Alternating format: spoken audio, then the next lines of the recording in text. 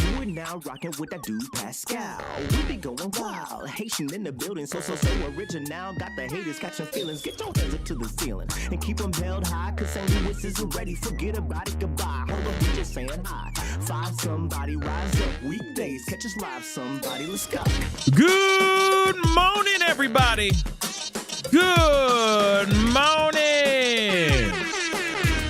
Good afternoon and good evening, everybody. Welcome to the Pascal Show. Hope you guys all doing well out there. Hope this show finds you in great spirits, because another day above the dirt is always a blessing. Hopefully you guys are doing well, okay? And if you're in a bad mood, then get over it. It's going to be okay. Life is going to be just okay. We got a lot to talk about today. There's a lot going on. There's a lot of developing news politically. There's a lot of other stuff in the true crime world that we need to talk about as well. This is going to be a Lord of the Rings in it type of show, okay? We're going to be going into multiple realms today, and you just got to get ready, because this show, this platform, talks about a lot of things, not just one set thing. We talk about a lot of things on this channel. So before we get into everything, please do me a favor. Hit that like button down below. Crush it. Do what it do. Hit that reaction button if you're watching on these other platforms. If you are watching on these other platforms like Facebook, X/Twitter, Instagram, TikTok, Rumble, Twitch, Kick, make sure you're hitting that follow button. Follow. That would be greatly appreciated. Hit that join button. Hit that subscribe button down below on this main channel right here on YouTube. Go to my second channel, The Pascal Show Clips. There's videos and clips slowly but surely trickling out there over on the second channel. So make sure you're subscribed to both channels, okay? Subscribe. All right? Good morning to every single last one of y'all. Good morning, good afternoon, good evening to every single last one of y'all. Hopefully you guys are all well. Thank you so much for coming on in. We got a lot to talk about, okay? Hit the like, hit the subscribe button, hit that notification bell on both platforms, on both channels, okay? The Pascal Show Clips and The Pascal Show. Hit that notification bell. Make sure you set it to all so you know whenever I go live, whenever I upload, because honestly, it is random. So do me that solid, okay? Hit that join button down below, become a member, check out my Patreon, and of course, check out pascalmerch.com. We really do have some really great stuff over there, so go check it out. pascalmerch.com. Okay, guys. We have got to get into some things. How's everybody doing? I'm hopefully you guys are all being well. Okay, hopefully y'all all in better moods, I would say.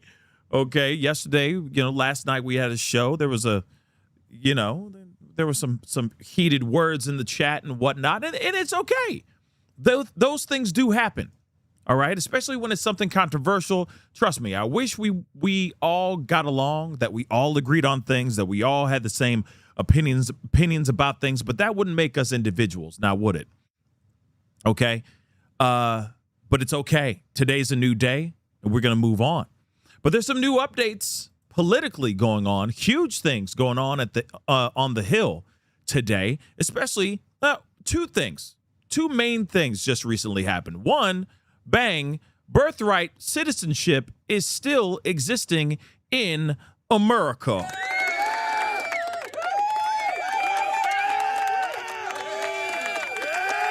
Now, hold on. Don't get it twisted, okay? Because I already know some of y'all already mad about that, all right? Some of y'all mad about that. But here's the thing. Then this wouldn't be America anymore, now would it? At least in my personal opinion, okay? Here's the thing. Birthright citizenship is still protected and still okay, and it's still being protected by the Constitution.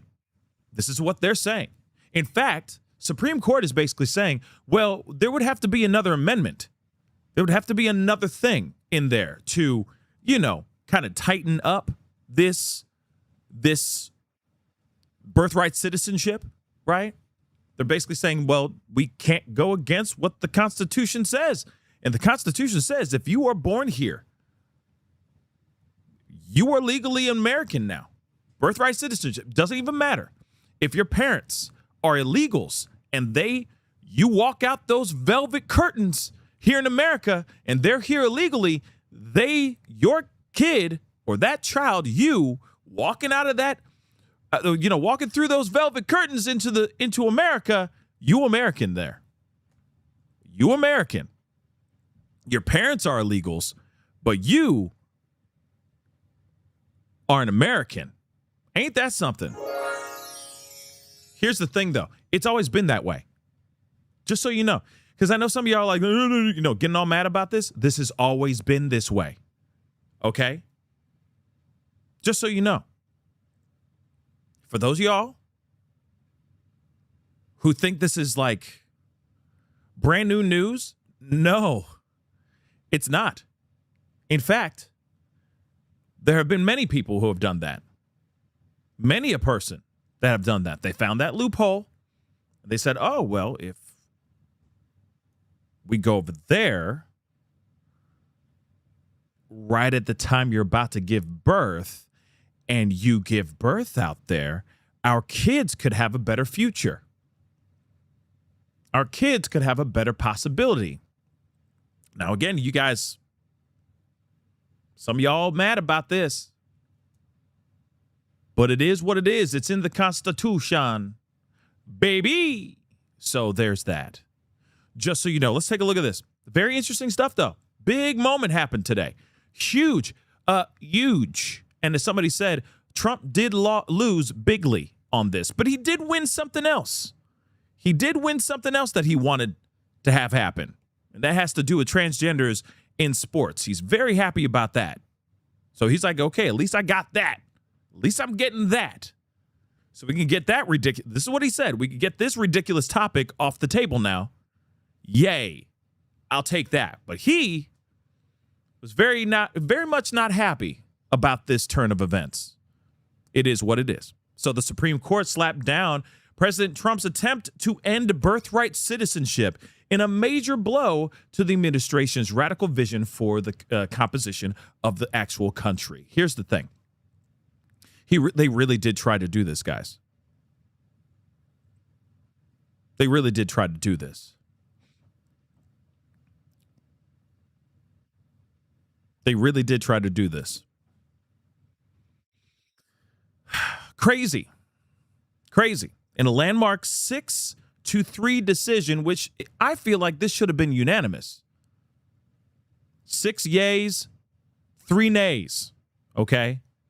Or, sorry, 6 nays and 3 yays, because they wanted yays in regards to them wanting to push forward, stopping, making an attempt to end birthright citizenship.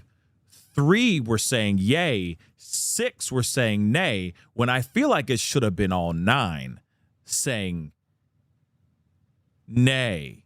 But that's just my thoughts on that.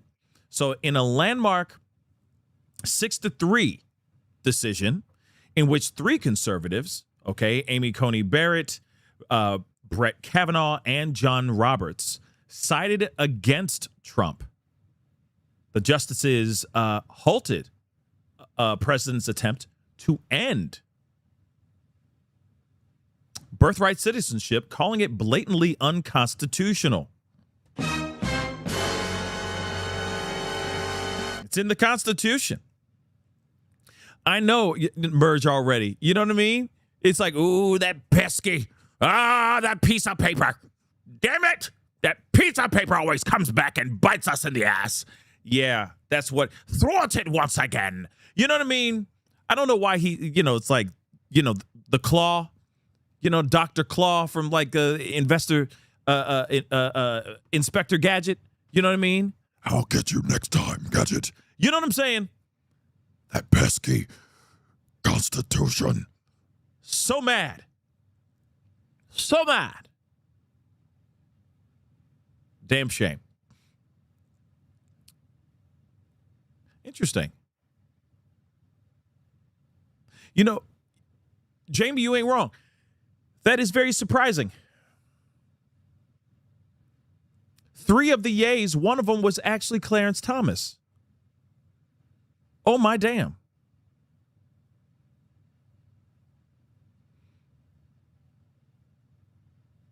You know what I'm saying? Clarence, he's a whole other conversation. He is a whole other can of worms. But of all people, you'd think that he'd be on the other side being like, yo, no, it's unconstitutional. But he actually was one of the three that was like, yes, we approve ending birthright citizenship. Are you out your doggone mind? You know what I mean? But Trump is pissed about this. He wanted this to happen. So the constitutional guarantee was enshrined by the 14th Amendment and ratified in 1868 to guarantee citizenship to freed slaves, but has since applied to every person born on U.S. soil or its territories. It impacts an estimated 150,000 children born in the U.S. annually to non-citizens. See, there's a loophole. People figured out this loophole, and they came here right around the time baby about to pop, right? Baby about to make its grand entrance, right? And lo and behold, they were trying to squash it. They were trying to stop this from actually happening. So the ruling is a major defeat for Trump and comes as the high court has ruled against him in a handful.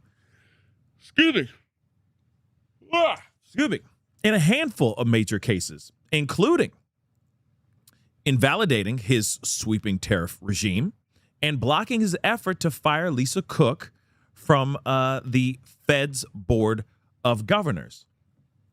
Trump first tried to end birthright citizenship by executive order on Inauguration Day in 2025, a move subsequently struck down by lower courts as unconstitutional. Ain't that interesting? So lower courts, he was like, yo, we need to get rid of this birthright citizenship. We don't like all of these Mexicans and Haitians and other brown and melanated individuals from coming in here. We don't like how they're coming in and they just mixing up this country too damn much. Okay, we need to stop all this mess.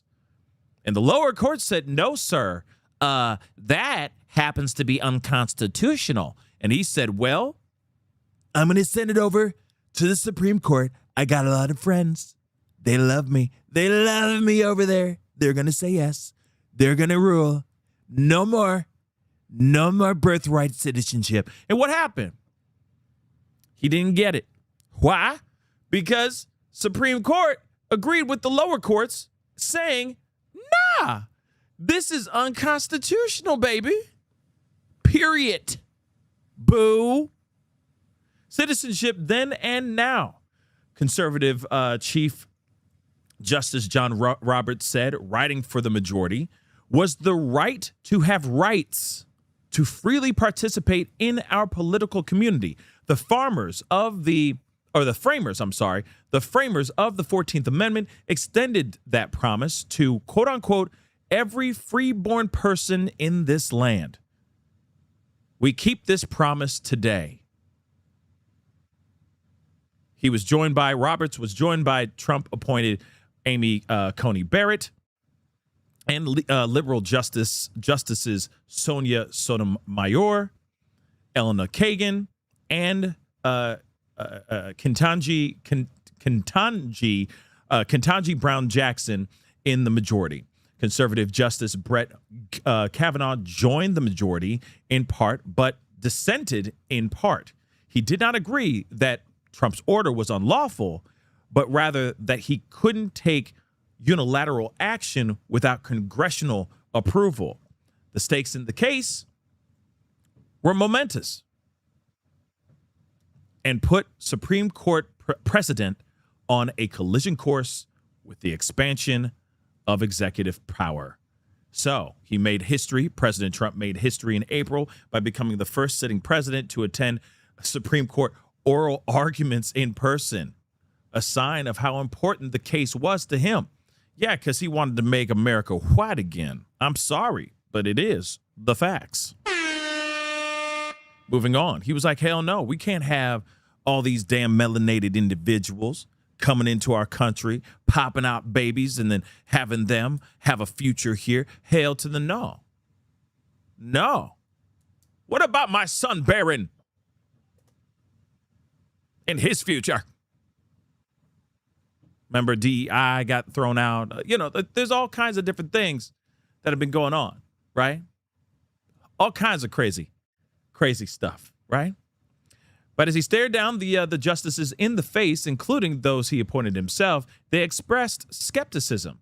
So the Supreme Court's longest-serving conservative, Clarence Thomas, did not hold his fire.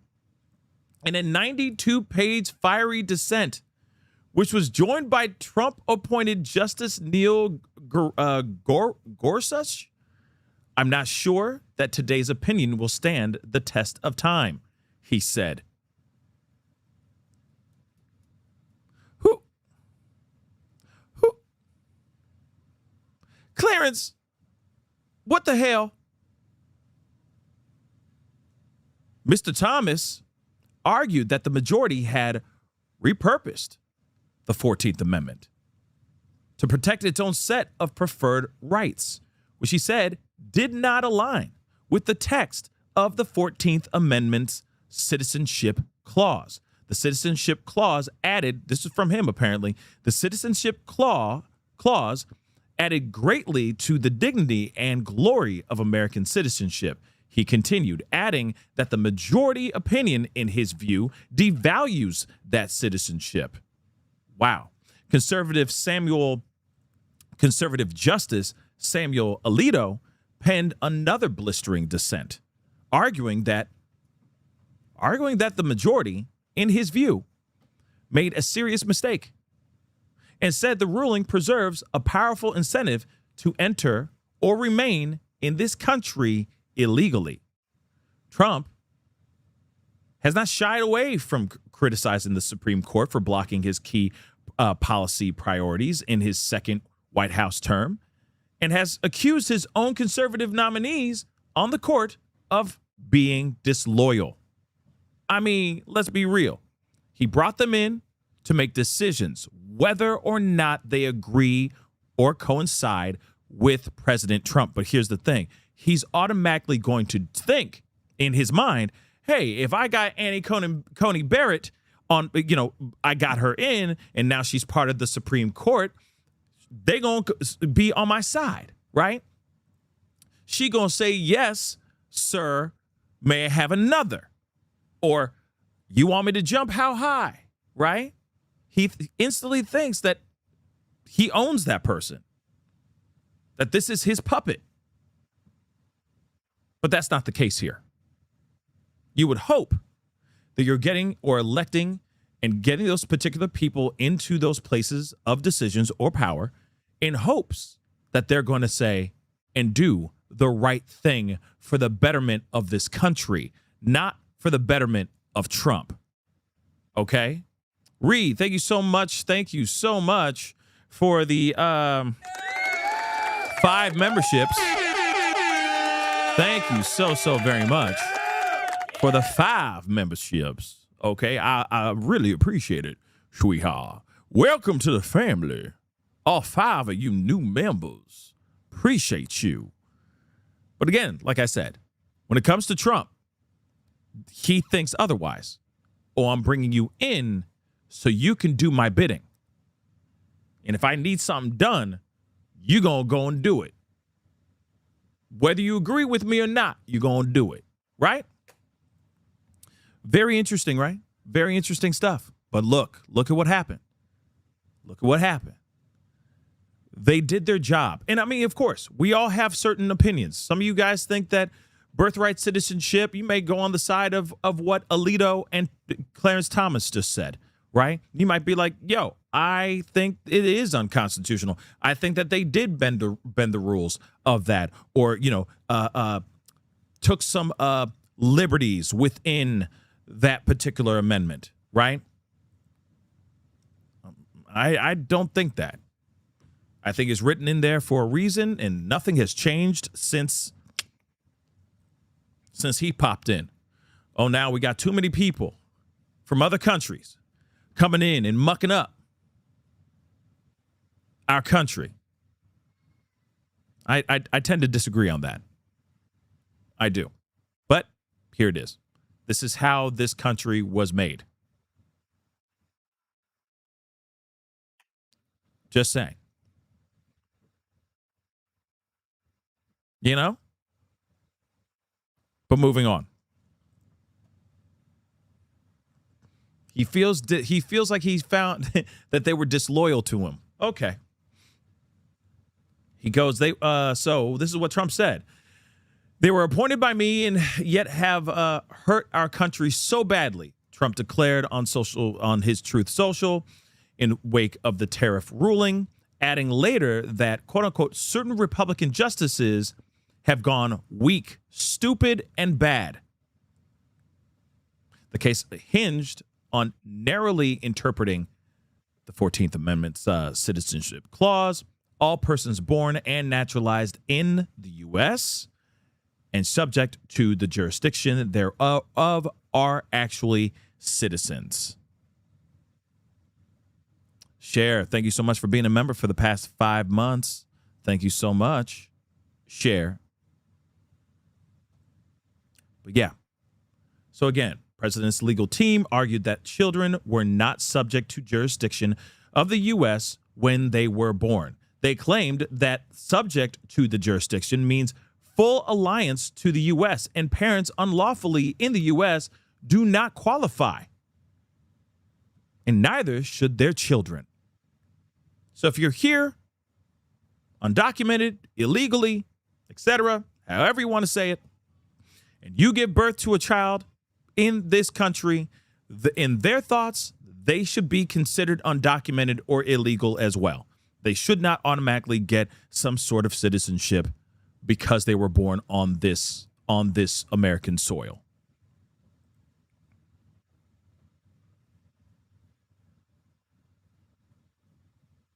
Senior Trump administrators, senior Trump administration officials, excuse me, viewed the executive order as a key component of Trump's hardline immigration agenda, an issue that has become a defending feature of his second White House term. Opponents have argued that a ruling in Trump's favor would have upended long-held notions of citizenship and would yield immediate operational consequences for infants born in the U.S., putting the impetus on Congress and the administration to immediately clarify the status of the newborns. I mean, in other words, they're saying it's going to start becoming more and more of a cluster F if they were to approve what Trump was trying to get approved. I mean, again, like I said, it's very, very interesting that he even went to this place, went this far, started, you know what I mean? He's trying to change the Constitution, y'all. But I mean, what else is new? While we got, him trying to do that with the Constitution, we got all kinds of problems going on in the Middle East. We got all kinds of problems going on economically here. I mean, like I said, there's so much that needs to be focused on that has nothing to do with what's going on overseas, right? And honestly, that has nothing to do with birthright citizenship at all as well. Let's not forget that. We got plenty of other problems here. And he's putting his time and effort into trying to change the gene pool of America. What you think about that?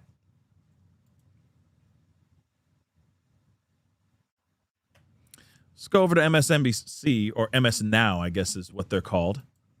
My understanding is you're ready to break down the birthright citizenship ruling for us. Yeah, and it's narrower, Antonia, than we thought it was going to be, certainly by listening to oral argument. There are 5 justices who have voted to say that the 14th Amendment's citizenship clause protects birthright citizenship as we have long understood it. A 6th justice, Justice Kavanaugh, joins the opinion in part, but not in whole. And let me read to you his stunning first paragraph. He says that the executive... Hold on. So, but still doesn't matter. He's still on the side. He still voted against changing, okay, or upholding birthright citizenship. You see what I'm saying? He still doesn't matter if he says, "Oh, I agree with it, but I kind of don't." He still said nay. He still voted against upholding birthright citizenship. So it doesn't matter if he's sitting there going like, "Oh, well, this is how I agree with it, but I don't." He still said nay. You see what I'm saying? Executive order that's at issue here establishes new exceptions to birthright citizenship for children born to foreign citizens unlawfully or temporarily in the country.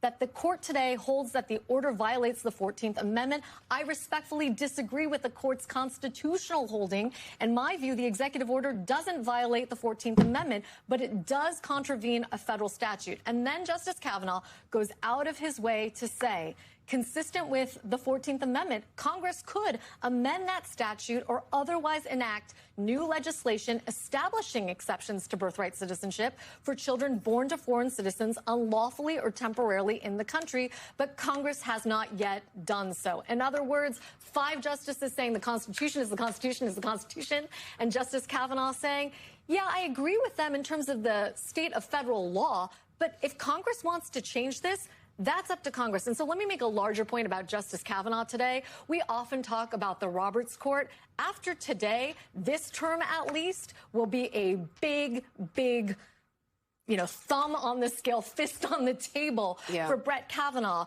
who has issued multiple majority opinions today and also is really the big deciding vote here, right? By concurring in the judgment, but also leaving for another day whether Congress can make a different decision. You can see how in a court composed a little bit differently, because it is only a 5-4 decision on the constitutional ground, how this could have gone very differently, despite the fact that after oral argument, many of us thought this might be a 7-2 decision. And instead, what you've got is only 5 justices saying constitutionally birthright citizenship is the law of the land, a 6th saying it's the law of the land, but only because of federal statute.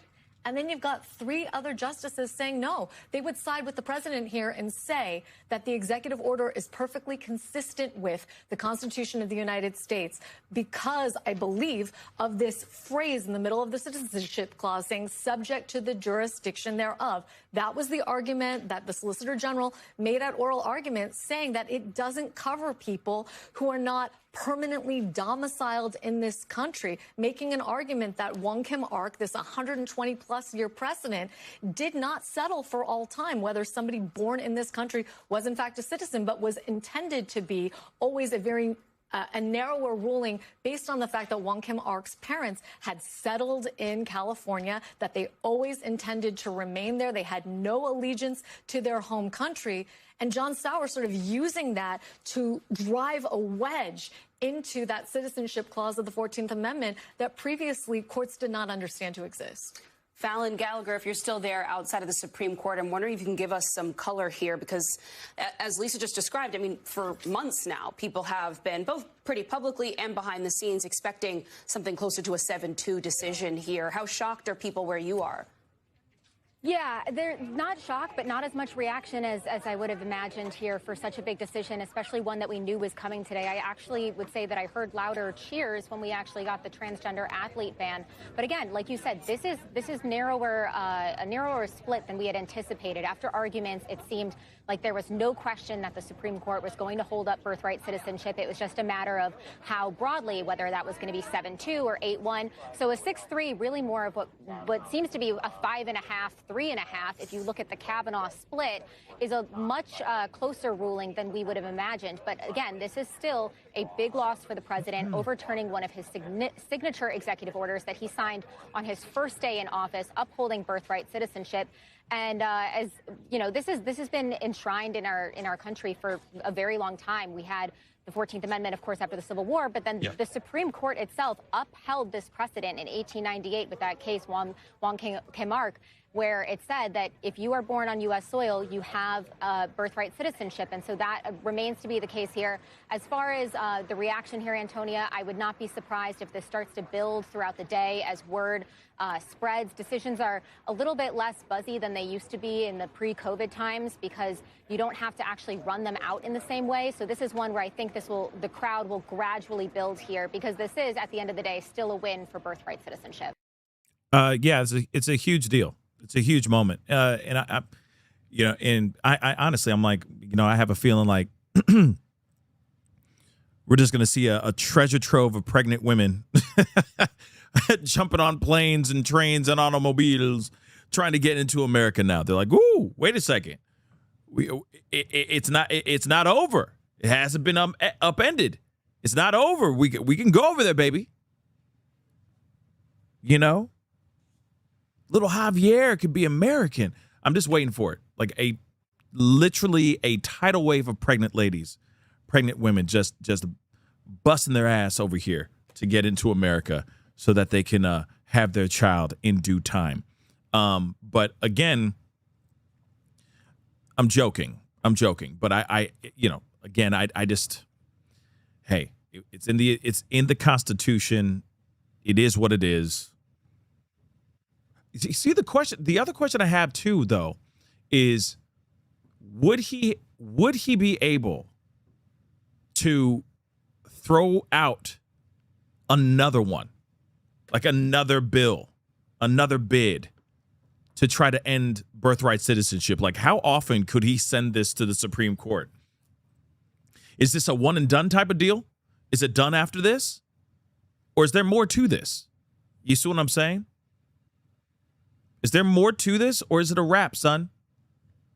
Does he get to try every year a new bill? Like, how about now? How y'all feel about it now? Here you go. Here's the paperwork. What you think? You know what I mean? Does it happen like that, or no? I'm kind of curious about it, but let's hear what the Keebler Elf has to say about this, Mike Johnson. Let's take a look at Keebler Elf. He has some things to say. The grown boy, the grown ass boy. Let's take a look. The last case is not conducted, but do you agree? Sorry, birthright citizenship. Yeah. Okay. Look. Yes. As a constitutional lawyer, I got lots of opinions on this. Okay. Understand what the framers did, and when we added this to our constitutional order, I understood what the intent was. I think anybody who looks at this. Oh dear. That the decision is children born in the United States, parents unlawfully or temporarily present, are subject to the jurisdiction of the United States and are citizens at birth under the 14th Amendment Citizenship Clause. What's your reaction to that, Mr. Speaker? Well, I need to read the opinion, okay? But obviously you could say that's a textualist, originalist view. However, I do think that this has been grossly abused in recent years, okay? And that is the case that was being made by the plaintiffs in the case, and we are very sympathetic to that because it is a serious problem. We have it's become a tourism, birthing tourism, they call it, a trend where people will just come and you just come onto the soil and have your child, and then they're able to avail themselves of the welfare state and everything else. It's been abused. It's one of those things that was intended to serve a noble and important purpose and has been thwarted and overused and abused. And so I'm sure that we'll continue to look at that. I mean, I'm sure the conclusion from this opinion is going to be that you got to amend the Constitution to fix that. As we all know, it's a big challenge to amend the Constitution. It's only happened 27 times in our whole nation's history. And the reason is because you got to have 2/3 of both chambers of Congress and 3/4 of the states to ratify. It's usually at least a many years long process and very complicated. We'll see. I'm sure there's going to be lots of discussion about that. I will say I'm very disappointed in that outcome.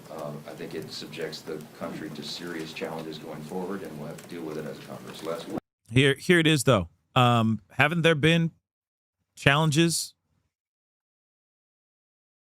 Like this is not a challenge. The challenge has been this entire time.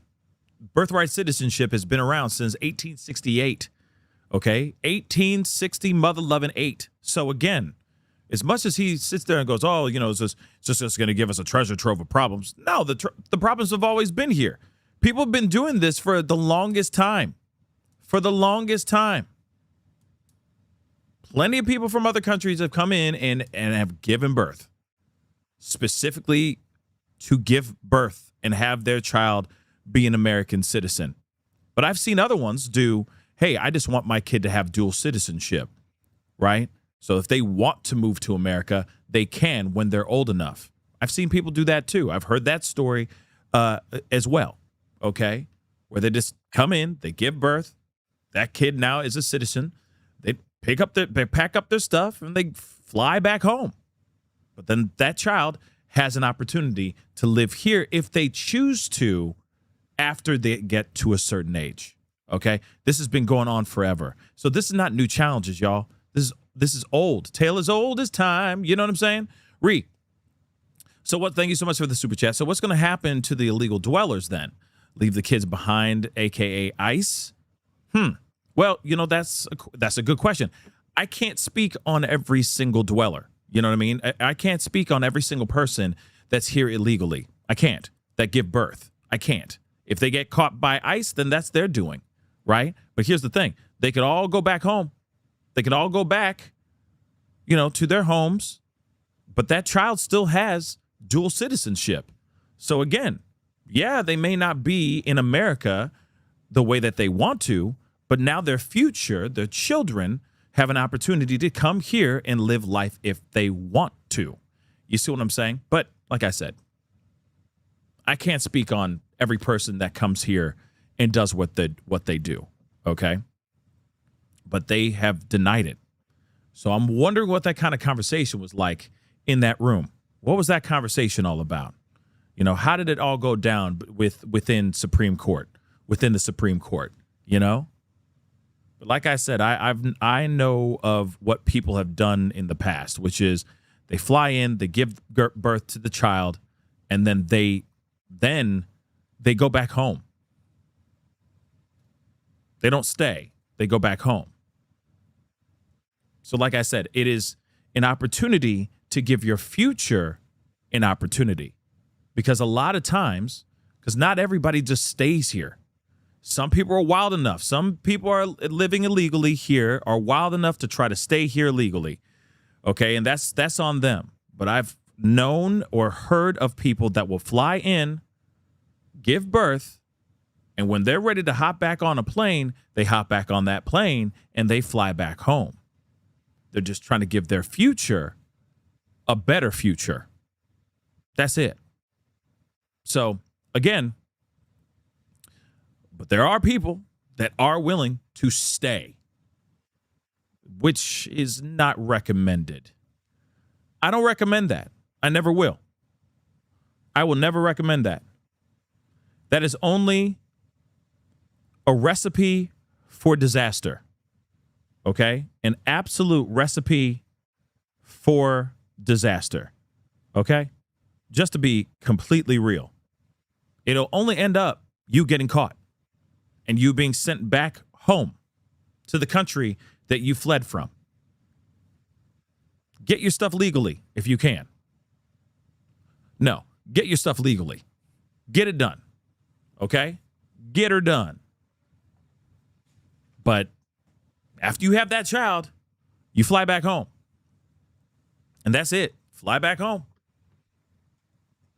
You really think that you're going to, work at the local Mexican restaurant, and think that ICE ain't going to be busting through that door and catching you in time? It's just not going to happen. It's just not going to happen. So, sure, fly in, give birth, give your child that opportunity, that dual citizenship. Do it, baby.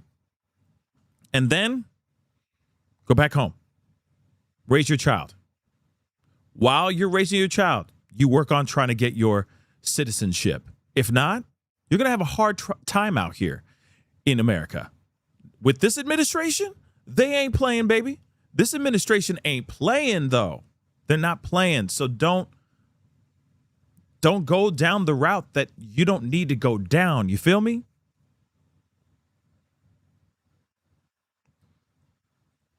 That's it. That is it, y'all. So, hold on. There was another one I was going to show you guys. Hold on. There was another one I was going to show you guys. Whoop, not that. Not that. Hold on. Yes, okay. So let's talk about this. Transgender. They are banning transgender athletes to in sports, okay? To play in same-sex sports. Let's take a look at this, too. All right, well, we have a decision on transgender youth sports. What's the answer? 6-3, the Supreme Court is upholding the right of West Virginia to separate athletes based on their biological sex. This was, Steph, a result that I think many of us predicted. But one of the things that I think I still need to get my head around is that you have the 3 liberal justices who are concurring in the judgment in part and dissenting in part. And let me just break apart what that means. It means that they agree with some of the result, but they have reasons for disagreeing with how the majority got there. And so we're going to have to read through this to understand why Justices Sotomayor, who is joined by Justice Kagan and Justice Jackson, say that the result is in part something that they can agree with. That, I think, in and of itself is somewhat of a surprise. The other thing that I'm still scratching my head about is that these 2 cases were decided together. And it looks like we are hearing from both of these cases at the same time. There were 2 trans athletes cases, one coming from West Virginia, one coming from the state of Idaho. And so I'm going to need a couple of minutes to separate between the 2. But one of the things that I think people were really struggling with is this is a court that previously has said that when we're talking about sexual orientation discrimination, they said you couldn't discriminate against people on the basis of their sexual orientation because sex itself was what was banned in the statute. You couldn't discriminate on the basis of sex.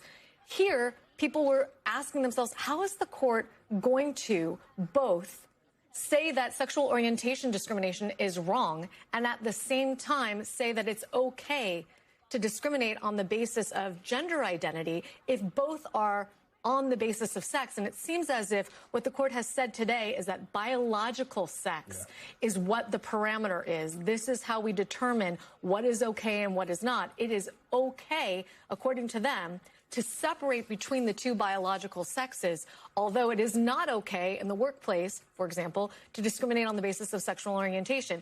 And my guess is, not having read the opinions yet, my guess is that there are going to be some justices who say, I don't understand that differentiation. That doesn't make a lot of sense to me, either constitutionally or in terms of some of the statutes at issue. Let's turn to Fallon Gallagher outside the Supreme Court, where we see some sort of demonstrators. Fallon, what's going on there? Yes, Steph. So there have been a group of pro-women's-only, biologically women athletes, protesters who have actually been gathering here outside of the court for the past few decision days.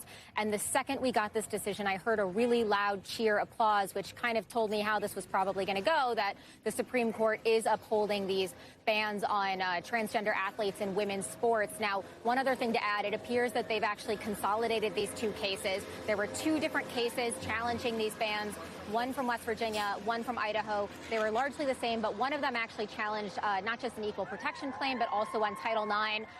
You see those girls are here cheering. That group has only gotten bigger over the last few days. And so this is not surprising, the way that things were going during oral arguments. This is one that I guessed pretty strongly would probably go in this way. The breakdown's a little bit interesting. You see Justice Sotomayor concurring in part with the majority opinion.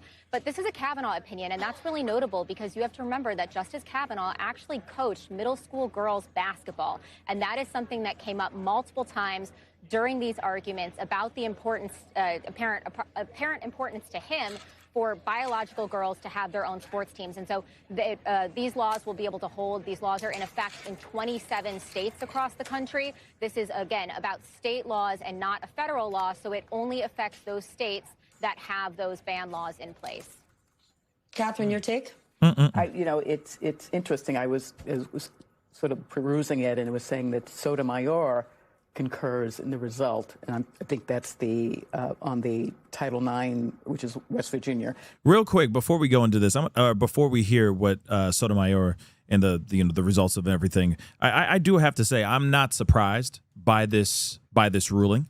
I am not surprised. But my thing is what is the solution to it? You see what I'm saying? Because athletes should be able to play, should be able to compete if they have the love for the sport. And again, regardless of your gender, we all should be able to go out and play, right? So what is the right thing to do after them saying that this ban is still going to exist? What is the next thing? What is the next option then? You see what I'm saying? What is the next option? Because again, I'm not surprised by this ruling, but I want to know what's going to be the next solution, right? And will it make everybody happy? You know what I'm saying? That's the question that I have, right? So West Virginia decided it under Title IX. Idaho decided under the Equal Protection Clause of the 14th Amendment, meaning when the Fourth Circuit overruled West Virginia's law and the Ninth Circuit overruled the Idaho law. So it's interesting that Sotomayor, having not read it, that's what we have our speed reader for, is concurring. Basically, she's saying that the law is fine, but she disagrees with the rationale from the majority. So that's just interesting that it would be Sotomayor, but I like to read that. This court has never held that transgender people are part of a suspect class. What does that mean? A group that has been historically discriminated against, Black people, women. So I think some people were probably hoping, I don't know why, because we have a 6-3 majority of 6-3 conservatives, that they would take that step. But they were not going to do that because just 5 years ago, the Supreme Court had an opportunity on a case involving medical treatment for minors, transgender minors, and Judge Roberts specifically said, we're not touching that issue about whether transgender people are a suspect class. So they still now haven't. And upholding these laws, I'm sure, will be upsetting to many people, not just transgender people, because as Charles said, every decision we're going to hear today involves civil rights. I am very curious, as I'm not going to try and read that entire decision sitting at this table. I'm not that much of a speed reader. As to whether the analysis ever invokes any conversation as to context around the way that Lisa talks about threading the needle. Because as a person who worked at the EEOC and dealt with GINA, dealt with sex discrimination, understood the difference between sex discrimination versus gender discrimination and the fine line between sexual orientation and how those things are woven together, I am curious as to whether in its analysis the court finds a place to differentiate between, for example, an employment context and a Title IX context, because they are different statutes and they are different protections. Now, as Catherine has alluded to, not only a suspect group, but also a protected class. Transgender people are not an enumerated protected class under either Title IX or Title VII of the Civil Rights Act of 1964. And so it will be interesting for me to see if the court feels the need to offer the type of support in its rationale for distinguishing between that in this context as compared to, as you've already alluded, in the employment context where we've already seen them say and uphold you can't do that. Yeah, well, I'm looking now. Hold on. This thing is so complicated. This doggone topic is so damn complicated, and it's not gonna please everybody, right? The decision that's being made here, it's not gonna please everybody. Some people believe that, hey, if they identify as female under certain context, that they should be able to play, with other women. You know what I mean? But then we also have seen incidents that are completely different than what we all are thinking, how it should play out in our heads, right? It's stronger, denser bones, so on and so forth, right? Biologically made different, biologically born one way, so they have the chemistry and the doohickeys and whatever the heck you want to call it, okay, that still are in their body. So again, like I said, there's so much of a fight. Understandably, I get the controversy, okay? I get the controversy. But if someone, with all due respect, and I'm not, of course, I'm not trying to say anything that's going to, I don't want to sound completely off.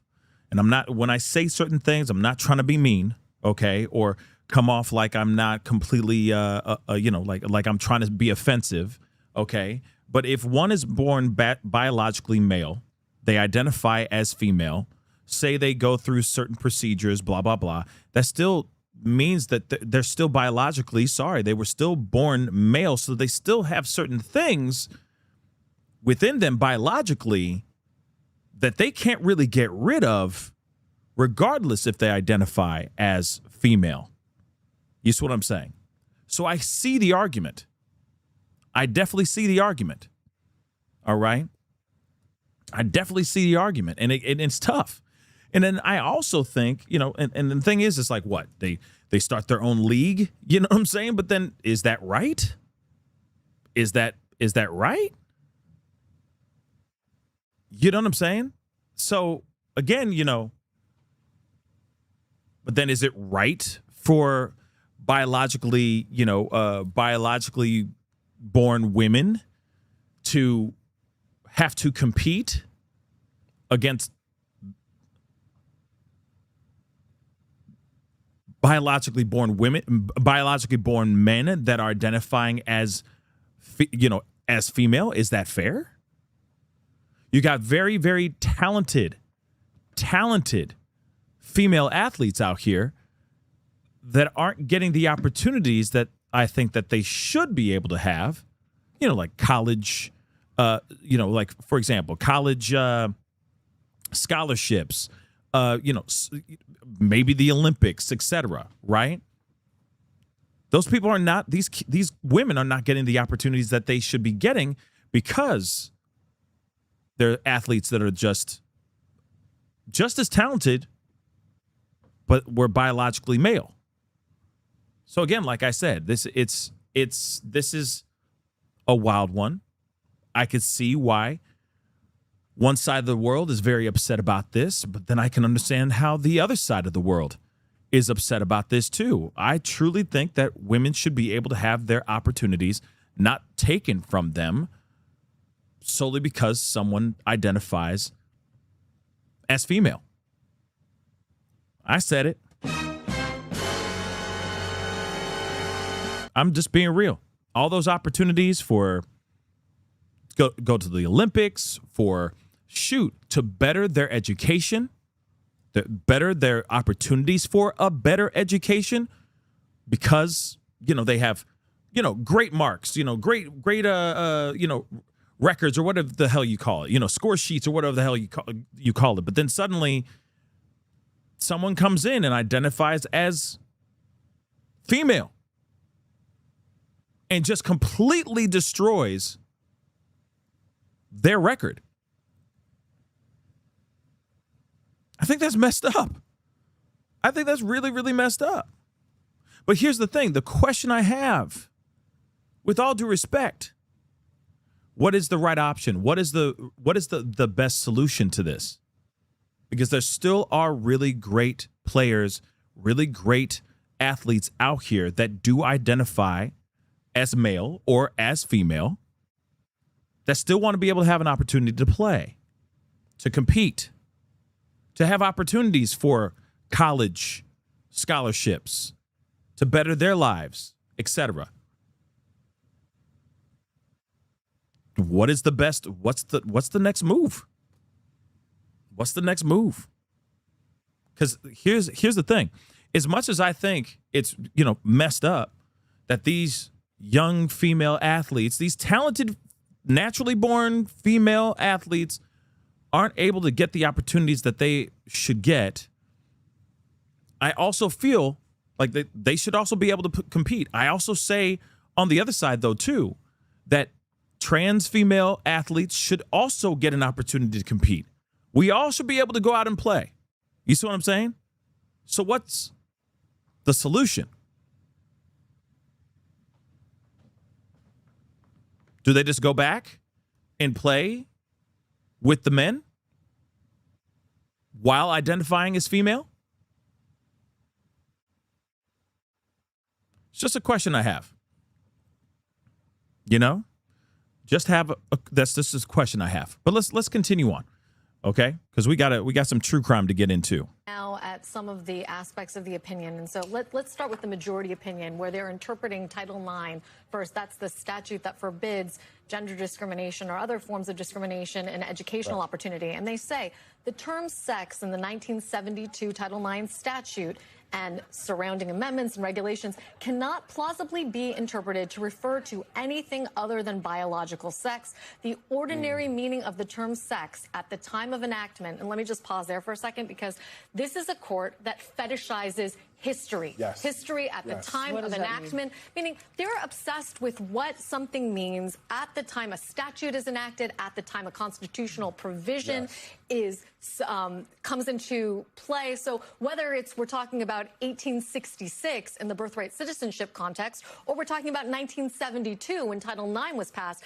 this court is always going to go back to what they consider the original meaning of a term at the time that a statute or a constitutional provision was put into play. And really quickly, here's why that matters. It matters because how you interpret the meaning of the law and what it should uphold depends on whether you're trying to see this as a living, breathing document that should evolve, or as a sort of strict constructionist who says this is what it meant then, we're going to apply that same meaning now, regardless of the way that society has changed. Now, the one thing that I find interesting about that, Lisa, because you're absolutely right, is that we've seen them pick and choose upon convenience when they want to sort of think about what has held up and what has changed. And I will look at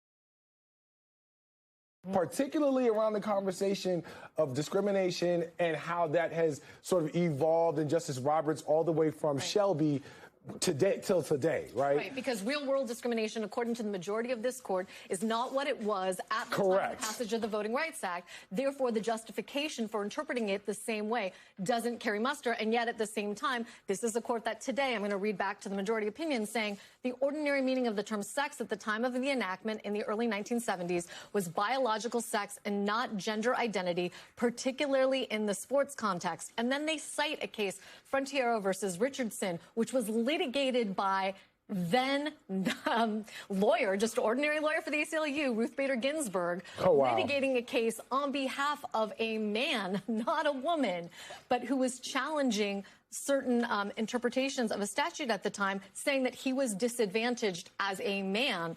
The other thing I want to say is that Justice Sotomayor, Catherine is right. She is distinguishing between she's distinguishing between equal protection and otherwise. And she's saying what the majority says here is that basically this class is too small to be protected by the Equal Protection Clause. It's not trans people don't get protection. It's that there's too few of them to even warrant a discussion of whether they get equal protection under the Constitution. Our colleague Fallon Gallagher is out. Wow. So they're saying it's not, the group is not big enough, which is also very interesting. Very, very interesting. Now, again, what say you guys on that? Do you agree with that ruling, or do you not agree with that ruling? I think that's a very fascinating turn of events, to be really honest. I truly think that's a big win. I truly think that this is a big win for Trump. This is a big win for women in sports. There's a lot of women that definitely feel some type of way about this situation. So it is a big situation. It is a big decision that they just made. But what say you guys on that? What say you? Do you agree with it? Do you not agree with it? What say you? So here's the thing. Real quick, before we go into some true crime stuff, we're going to be going into the true crime realm and conversation here in just a little bit. I'm going to say this really quick. For those of y'all who don't know or don't realize, I got a new space, all right? And I could really use some help. And so very, very long story short, I have put together a GoFundMe because I could use some help raising a little bit of money to build out this part of the space. And it's a really decent sized space, but what I'm trying to do is build out this wall, okay? Because I got some really cool ideas. I got a cool design that I want to do, and this stuff ain't cheap. The stuff ain't cheap, I will tell you that. So to make a very, very long story short, we are about $12 away from the halfway point, which is freaking amazing. So you can see what I'm talking about right here, okay? We're literally $12 away from being halfway, okay, which is really, really amazing, all right? Or, sorry, $22 away, my bad, can't do math, okay? $22 away from hitting our mark, which is really, really amazing, okay? Hitting our halfway mark, all right? But I could really use some help because what I'm building out here, I mean, it's going to be something really, really special. It's going to look amazing. Yes, we're going to bring some purple back into the room. We're going to still do all of those things, which I'm really, really hype about that. Okay, I'm really, really hype about what we are building or about to build. And if everything goes according to plan, okay, Dr. Kita, welcome to the family over on Kick. Okay, yeah. Yeah, baby. Dr. Kita. Okay. But I can use help. I'm building, a wall, unlike Trump. Not like Trump, I mean. Okay. But I am building a wall behind us. Get a nice little, set made and all that. And it's going to look freaking amazing when it gets done too. And I will be sharing like the design on Patreon and with the members so you guys can get an idea of what the idea is going to be, the design and what the background's going to hopefully eventually look like. But like I said, it ain't cheap.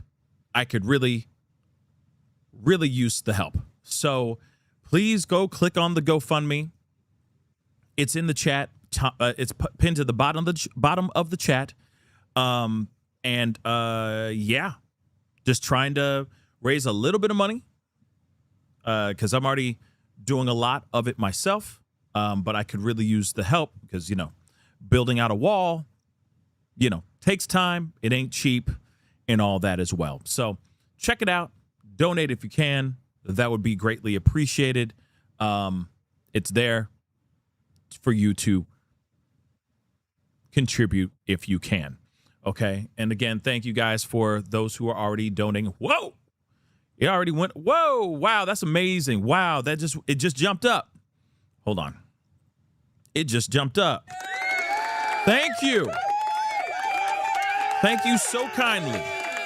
Thank you. Thank you. Thank you. Thank you. Thank you. I appreciate it. Thank you. Okay. And of course, thank you.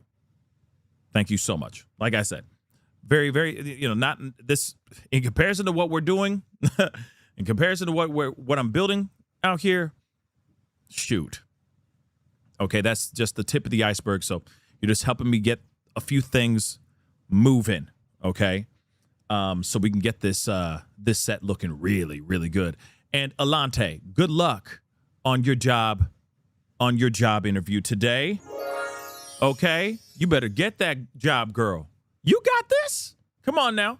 You got this. Okay, go in there and kick some ass. Don't actually kick any ass. I'm just saying, win the day. All right, win the interview. Good luck with that interview. Real talk. Okay, we're all praying for you. Nothing but good vibes over here. Okay. Now, we got to get into this other conversation. This is something very, very interesting. And, of course, we will be getting into Nancy Guthrie here very, very shortly. But this is a case that I found to be very, very interesting. And we have got to talk about this. This has to do with this woman by the name of Carolina Pena,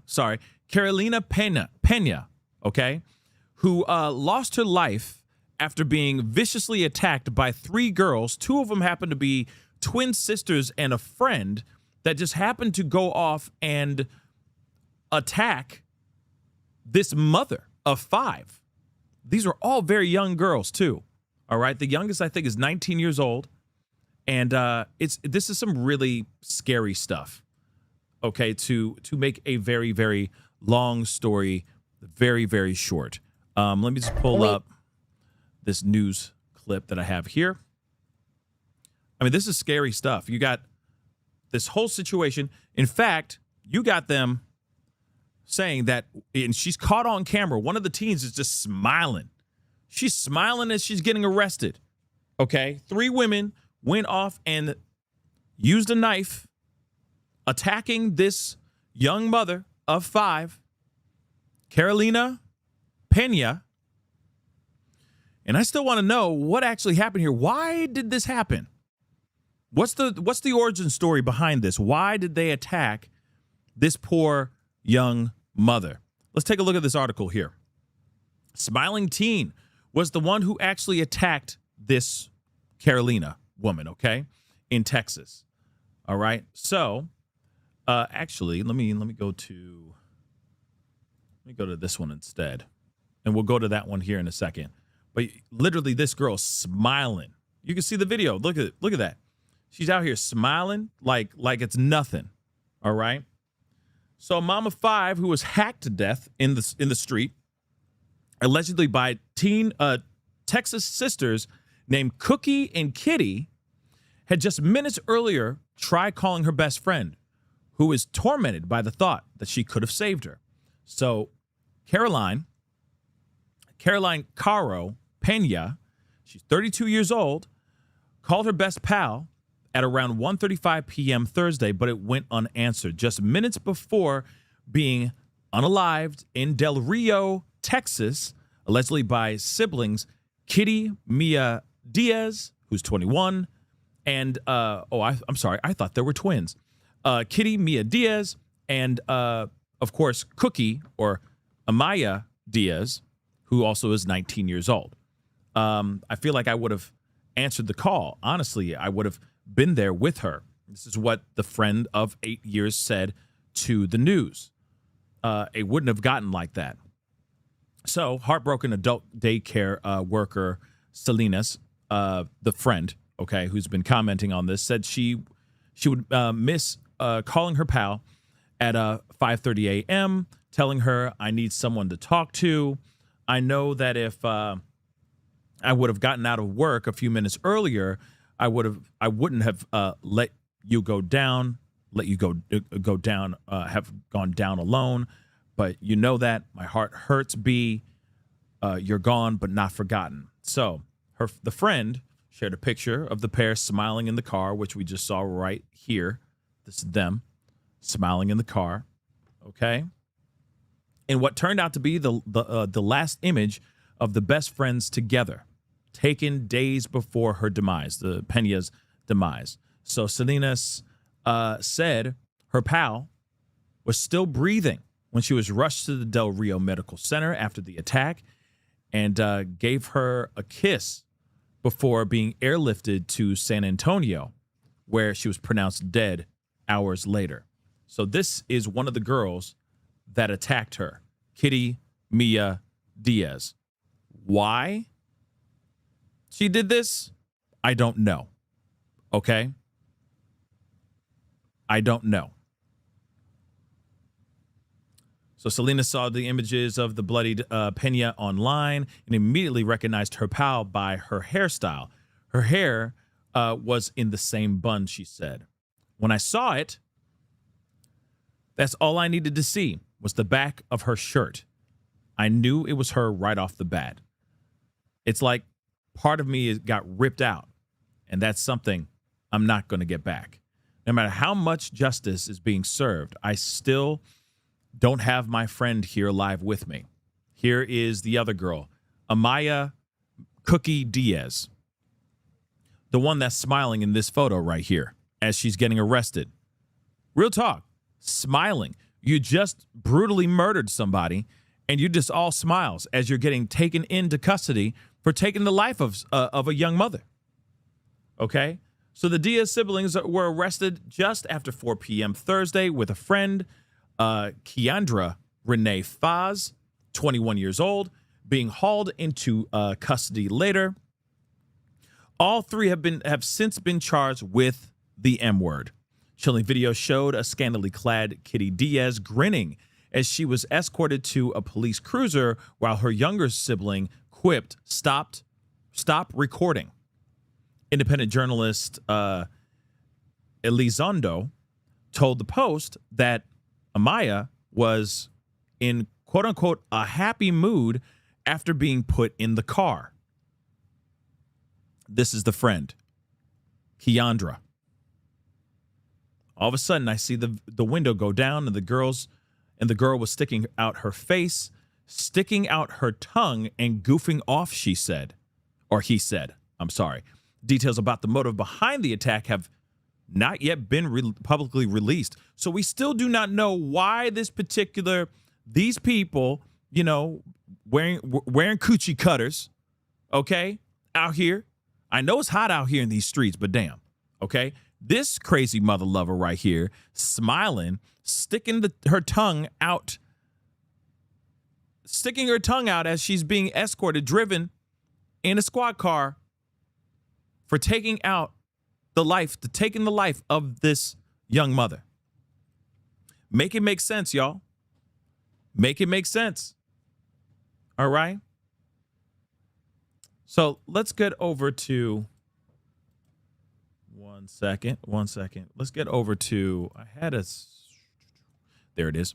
Let's go over to this news clip right quick. We begin tonight with the death of a Del Rio mother whose friends say her kindness touched everyone she met. 32-year-old Caroline Peña, known to loved ones as Caro, died last night after police say she was stabbed multiple times. And police say it happened in the middle of the day on one of the busiest roads in town. And tonight, these three women are in jail for her murder. Our Lisa Nieves has the story. Caro Peña's friends say she was impossible to forget. She was everybody's bubbly person. She just had this infectious laugh. Zelina Ochoa says she and Caro met as teen moms, learning motherhood and life side by side. She was one of those people that she was born to be a mom. So she really loved to be a mom. Caro was 32 years old, a twin and a mother of 5. Her friends say she was the kind of person who could turn your day around and the kind who showed up when others didn't. If you needed something and she had it, even if it was her last, she was going to give it to you. Her best friend, Cristina Salinas, says the two were inseparable. They had just hung out Wednesday night. Yesterday, Cristina says she missed a call from Caro shortly before the confrontation. I feel like if I would have answered that call, honestly, I would have been there with her, honestly. Del Rio police say officers were called to the Valverde Regional Medical Center around 2 Thursday afternoon after Caro arrived with multiple stab wounds. Police say the assault happened on East 10th Street. They stabbed her twice on her back, which one of the stab wounds ended up puncturing her lungs, and that's what was the fatal cause. And the third stab wound was, on the side of her stomach right here. Friends say images and videos appeared online showing Caro wounded, something that... But here's the question. What actually happened? We know that she got stabbed, but why? What led to this actual attack? Was it like road rage gone bad? Did this have to do with some guy? Was it like, some jealousy type of thing? That's the thing I'm still trying to figure out. We haven't heard anything yet. That has only deepened their pain. Those images have since been taken down. That girl, she's a fighter, man. She was still standing her ground. Because of the severity of her injuries, Caro was flown to San Antonio for emergency treatment. By 9 p.m., police say Caro had died. It's like a part of me got ripped out, and that's something that I'm not going to get back. Unarrested. Investigators say surveillance video, evidence, and witness interviews led them to the 3 suspects, 2 sisters Kitty Mia Diaz and Amaya Cookie Diaz were arrested around 4 p.m. Police say Keandra Renee Faz was arrested a short time later. Ken's 5 obtained video showing Del Rio police escorting the sisters out of a home in handcuffs. Tonight, police have not released a motive. Additional charges could be on the way. Yeah, something ain't right. Something is not right. Something happened. Okay? I mean, obviously something happened, but what caused this attack to actually go down? I think a lot of us are wondering, right? I have, hold on, some long crime. Let's take a look at this. On the case, let's take a look. We are talking about a bloody crime here, truly horrific. And it was allegedly done in the middle of the day, taking the life of a mom of 5 on a street in Texas. And to make things even more disturbing, the alleged killers, frankly, don't seem fazed by the possibility of spending the rest of their lives in a prison. And in just a moment, you will hear what one of the suspects reportedly said to a camera as police took them into custody. But this is the woman we need to be talking about, the victim in this case, Caroline Pena. Her friends called her Caro. The woman who lost her life on Thursday last week. This is video that she posted earlier this month, appearing to show her heading for a day on the water with her family. Caro was 32 years old, mom to 5, a friend to many, and it's unclear at this point what was going on in her life at the time of her murder, and it's unclear how she came across the 3 women now accused of killing her. And we're going to walk through what police say allegedly happened to Pena on a busy Texas street in broad daylight. But before we get to that, I want to talk about these suspects. So now, first off, let me just say this. Clearly, these women, clearly those 2 girls at least that are smiling and, Cookie and Kitty, they crazy. Okay? They cray-cray. They cray-cray. We already know that. All right? You just viciously attacked a woman. You viciously attacked another person. And as you're getting arrested, you're out here smiling and going, stop recording me and sticking your tongue out at people. Something's not right in your head. Look at this TikTok here. This was posted by one of the girls accused of hacking Pena to death. Her name is Kitty Mia Diaz. She's 21 years old, and she posted this video only a couple weeks ago on June 9th. It's of her and her 4-year-old son, and she is talking about how much she loves and lives for her son. She also posted this days after that, where she says, quote, "I've always wondered what it felt like to be loved unconditionally. Now I know what it feels like." And she shows images of her son. And the caption, it says, quote, "My Gigi, the one who saved my life in ways he'll never fully understand. The day he came into my world, he gave me a reason to be stronger, better, and keep pushing forward. Every smile, every hug, every mom reminds me how blessed I am. He is my greatest accomplishment, my biggest motivation, and the piece of my heart that walks outside my body every day, no matter how hard life gets. One look at him makes everything worth it. I love you more than words could ever explain. My sweet baby boy, my Gigi, thank you for saving me, giving me purpose, and showing me a love so pure and unconditional. You will always be my greatest blessing." End quote. And you hear that, and you just wonder how in the world is the person that you see on that TikTok the same person in the mugshot now being held for a brutal murder. And here she is alongside her sister and their friend. Now, Kitty Diaz's sister goes by Cookie Diaz. Officially, her name is Amaya Cookie Diaz. Cookie crazy. Cookie crazy, guys. Cookie crazy. She is 19, so she's the younger sister. And then their friend who's also arrested in this case is Keandra Renee Faz. She's 21. So I'm laying out who they are before we get to the details of what allegedly happened, because you just find it so hard to believe that they would be accused of this crime, and one as horrific as police say took place in Del Rio, Texas last week. Now, Del Rio, it's a border town, and if you have heard it before, that's probably because of immigration news. Police say last week on Thursday, they received a call at 2:10 in the afternoon, and it was because they needed to get to a local hospital. A stabbing victim had arrived, and when officers responded, that is when they found Caro Pena. And she had been stabbed multiple times, and her injuries were so severe that she had to be sent to San Antonio for treatment to try and save her life. So as she is going to San Antonio, police begin investigating this case and trying to figure out what happened. And police say they determined that Pena had been allegedly stabbed on the 800 block of 10th Street in Del Rio. We put that into Google Earth. Here's the image that came out. Just gives you kind of an idea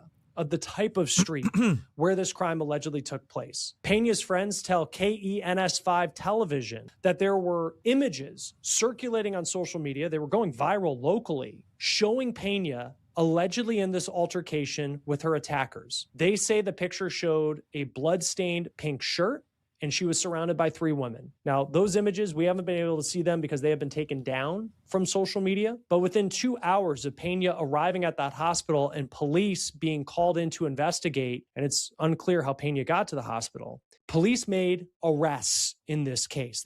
Now, but the thing is, the one thing I'm curious about is what would cause them, why were they out here?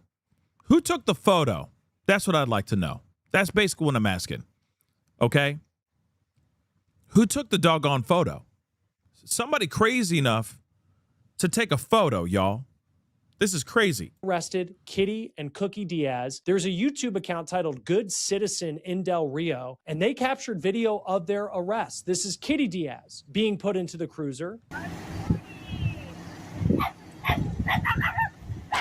And there is Cookie Diaz smiling. She even makes a comment to the camera. This was around 4 in the afternoon. Caro Pena, about 5 hours later, lost her life. She died around 9 in San Antonio. So this is the 3rd person who has been arrested, allegedly a friend of Cookie and Kitty. Her name is Keandra Faz. Police have been tight-lipped about this case to this point. They're not giving us much more than what I have been able to tell you. We don't know at this point what sparked the confrontation between Pena and her alleged attackers, if she knew them before the alleged attack. Police have yet to give any sort of possible motive in this case. It is also shocking that this case took place in the middle of the day, and where it took place in the middle of the day. Quote, this wasn't something that happened in a back alley. This happened at the corner near Sonic on one of our busiest roads in broad daylight. That was one of Pena's friends talking to KENS television. Now, according to Fox News, police say that Pena had been stabbed twice in the back and a 3rd time in the stomach. It is unclear which girl allegedly did the stabbing, and if only one of them had a weapon. According to Fox News, the 3 suspects are currently at a correctional facility in Del Rio. Police say they are still gathering evidence. More charges are pending, and they're, quote, trying to determine the full circumstances surrounding this incident. Now, we spoke to the local clerk, and they told us that the suspects at this point, they don't have court dates yet because they haven't been indicted, and that will come from the DA. There's no word yet on a timeline there. Another friend of Pena's told Fox News this about that image allegedly circulating online showing this altercation between Pena and her alleged attackers. Quote, that girl, she was a fighter. She was still standing her ground.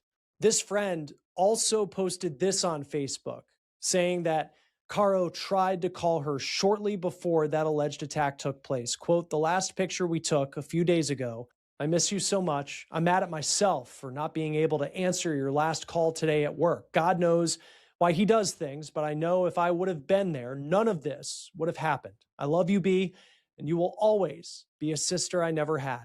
I'm going to miss calling you at 5:30 a.m. and telling you, B, I need someone to talk to. Your exact words were always, talk to me, B. I'm going to miss you telling me, nah, you don't settle.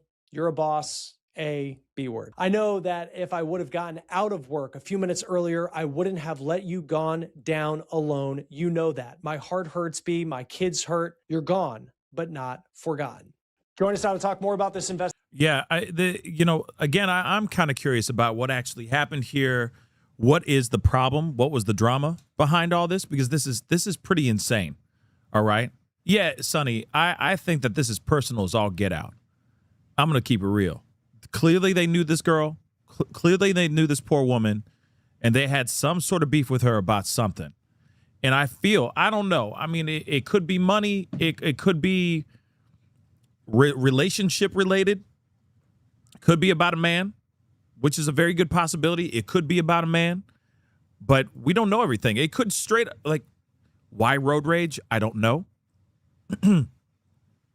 But something is up. Definitely something's up. But we'll see. Because obviously this story is still developing right now. But the fact that you have these two who clearly don't give a damn. I mean, they're sitting there all smiles, laughing, and while they're getting arrested, I mean, it's pretty it's a pretty scary thing. We begin tonight with the death of a Stop. Yeah. Like, let me show you what I mean. Take a look at this.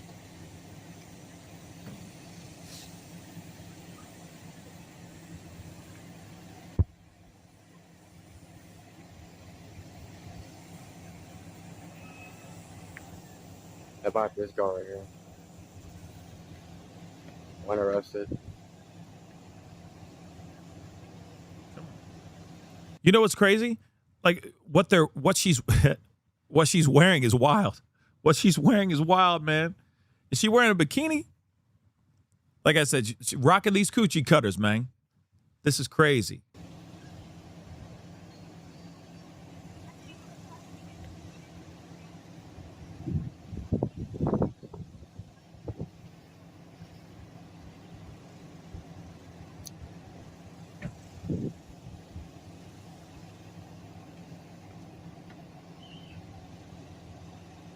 Get the other girl. I don't get any more people back there.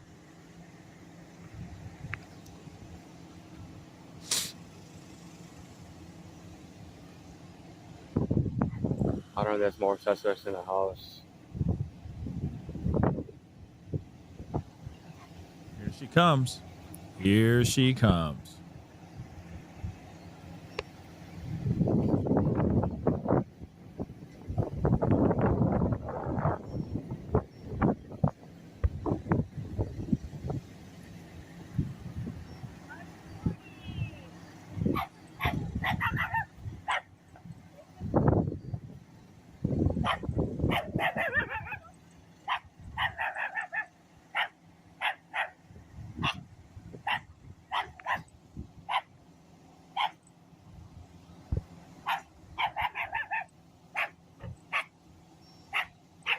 Another girl right here.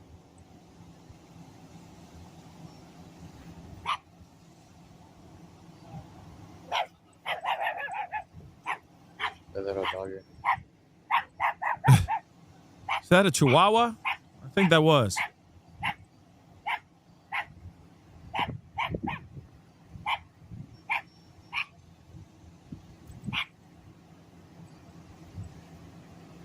Let's skip ahead a little bit.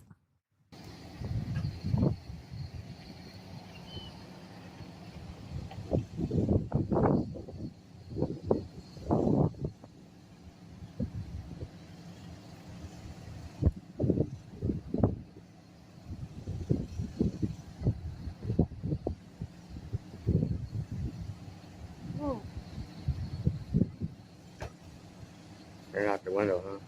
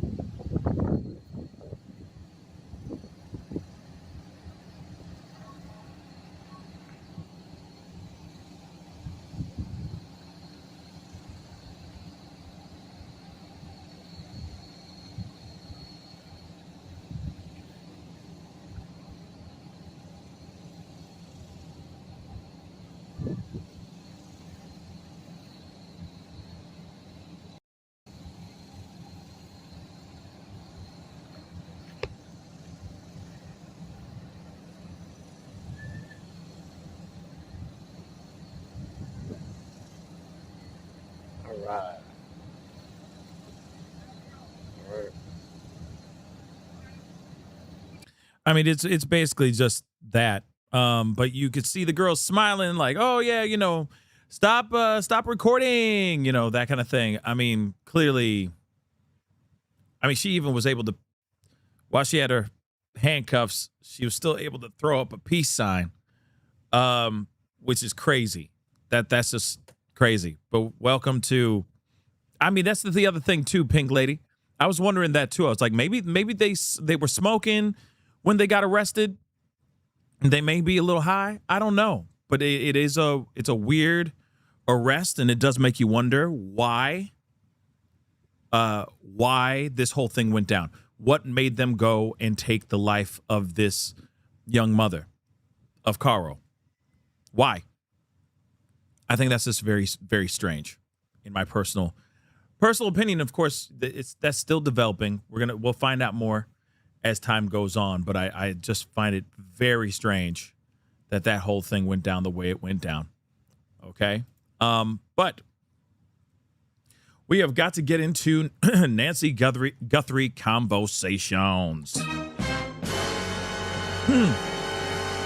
So we got to go over to Ashley Banfield, because this is where the information is coming from about this Apple Watch being found on the ground inside the house. If I have that correct, okay. Nancy Guthrie's Apple Watch apparently was found inside the house on the floor, which could tell you two different things. It could either say when she got snatched in the night, things happened very quickly, so they didn't go, oh, wait, Nancy, we got to get your Apple Watch, right? Or they knew that she wore an Apple Watch. They didn't want her to wear it, so they made sure that was not on her person when they actually took her. I don't know, but let's hear Ashley Banfield. She's the one with the info, giving us this shocking update. Let's take a listen to this. A couple of things that have dripped and drabbed out, but I think they're really big. And that is that it's becoming evident now because CBS has released information about the first ransom note. And it's becoming evident now, according to CBS, that first ransom note included a detail. You've heard this before about Nancy Guthrie's Apple Watch, but what you may not have heard before was what the details actually were about the watch. We all assumed, yeah, okay, of course, she's got an Apple Watch. We all have Apple Watches. Yeah, sure, it's in her bedroom. No, it's a lot more specific than that. It's, in fact, an Apple Watch with a white band that was on her floor, on the floor of her bedroom. That is very specific, very significant. First of all, I'm trying to wrap my head around why an Apple Watch would be on the floor. I don't think there's a whole bunch of us among us right now who would charge our Apple Watches on the floor of our bedroom, let alone an 84-year-old woman who you would think would have it on her nightstand. I will say this, though, okay? I got an Apple Watch, and I can tell you how many times I have found my Apple Watch still charging but on the floor. Do you realize how difficult the charger for this mother lover thing is? The little circle thing that you're putting this on top of, and then you plug it into a wall. And yes, you're sitting you got it sitting on your end table, or you're sitting it on your nightstand or something like that. It is so easy for that thing to fall off, okay? And let's be real too. How about a scuffle happened while they were trying to take her? She did not make it easy for them to take her. So think about that. You know what I'm saying? Like, of course it fell on the floor. This thing falls off all the day. Sometimes I'm like, where the hell is my, you know what I mean? For those of y'all who wear watches all the time, all right, or your Apple Watch or some sort of smartwatch, you feel very naked without it, right? So you're like, where's my watch? Where the hell is my watch? And it's like on the floor, behind your nightstand, or it's off to the side of your nightstand. I mean, it's normal. Remember, let's not forget the issue of her actually getting taken. And then, of course, you got somebody, you're fighting this person off. Things are going to, things in a room are going to move around. You might jostle a few things that knock things off onto the floor. Okay? It just is what it is. You know what I mean? Val just said, my cat knocks it off the charger all the time. Exactly. You know what I mean? And that just means you need to not have a cat anymore. Okay? I'm kidding. Have your cat. Have your cat. Enjoy your cat. All right? But again, just something to think about, guys. It's very, very annoying. Okay?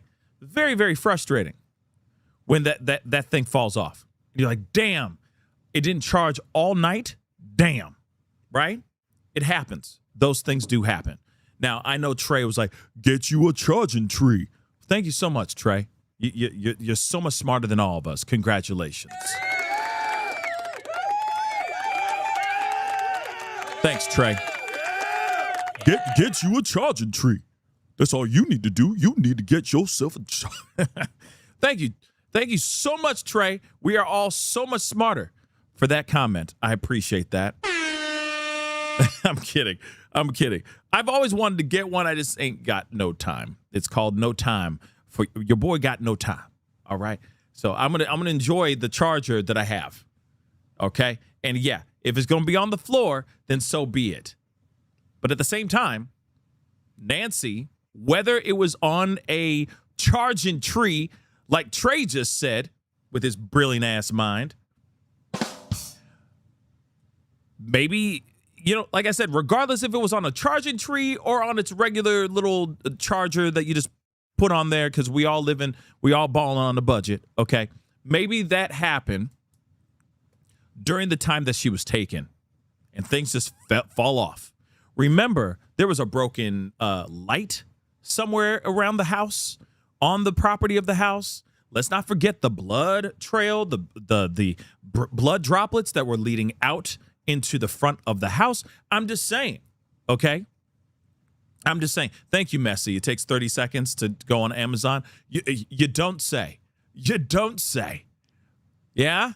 Charge a tree, 30 seconds to find on Amazon. Wow. Incredible. Wow. Incredible. Thank you, Messi. I appreciate that too. But as I was saying, regardless if she had a charging tree or no, things are going to fall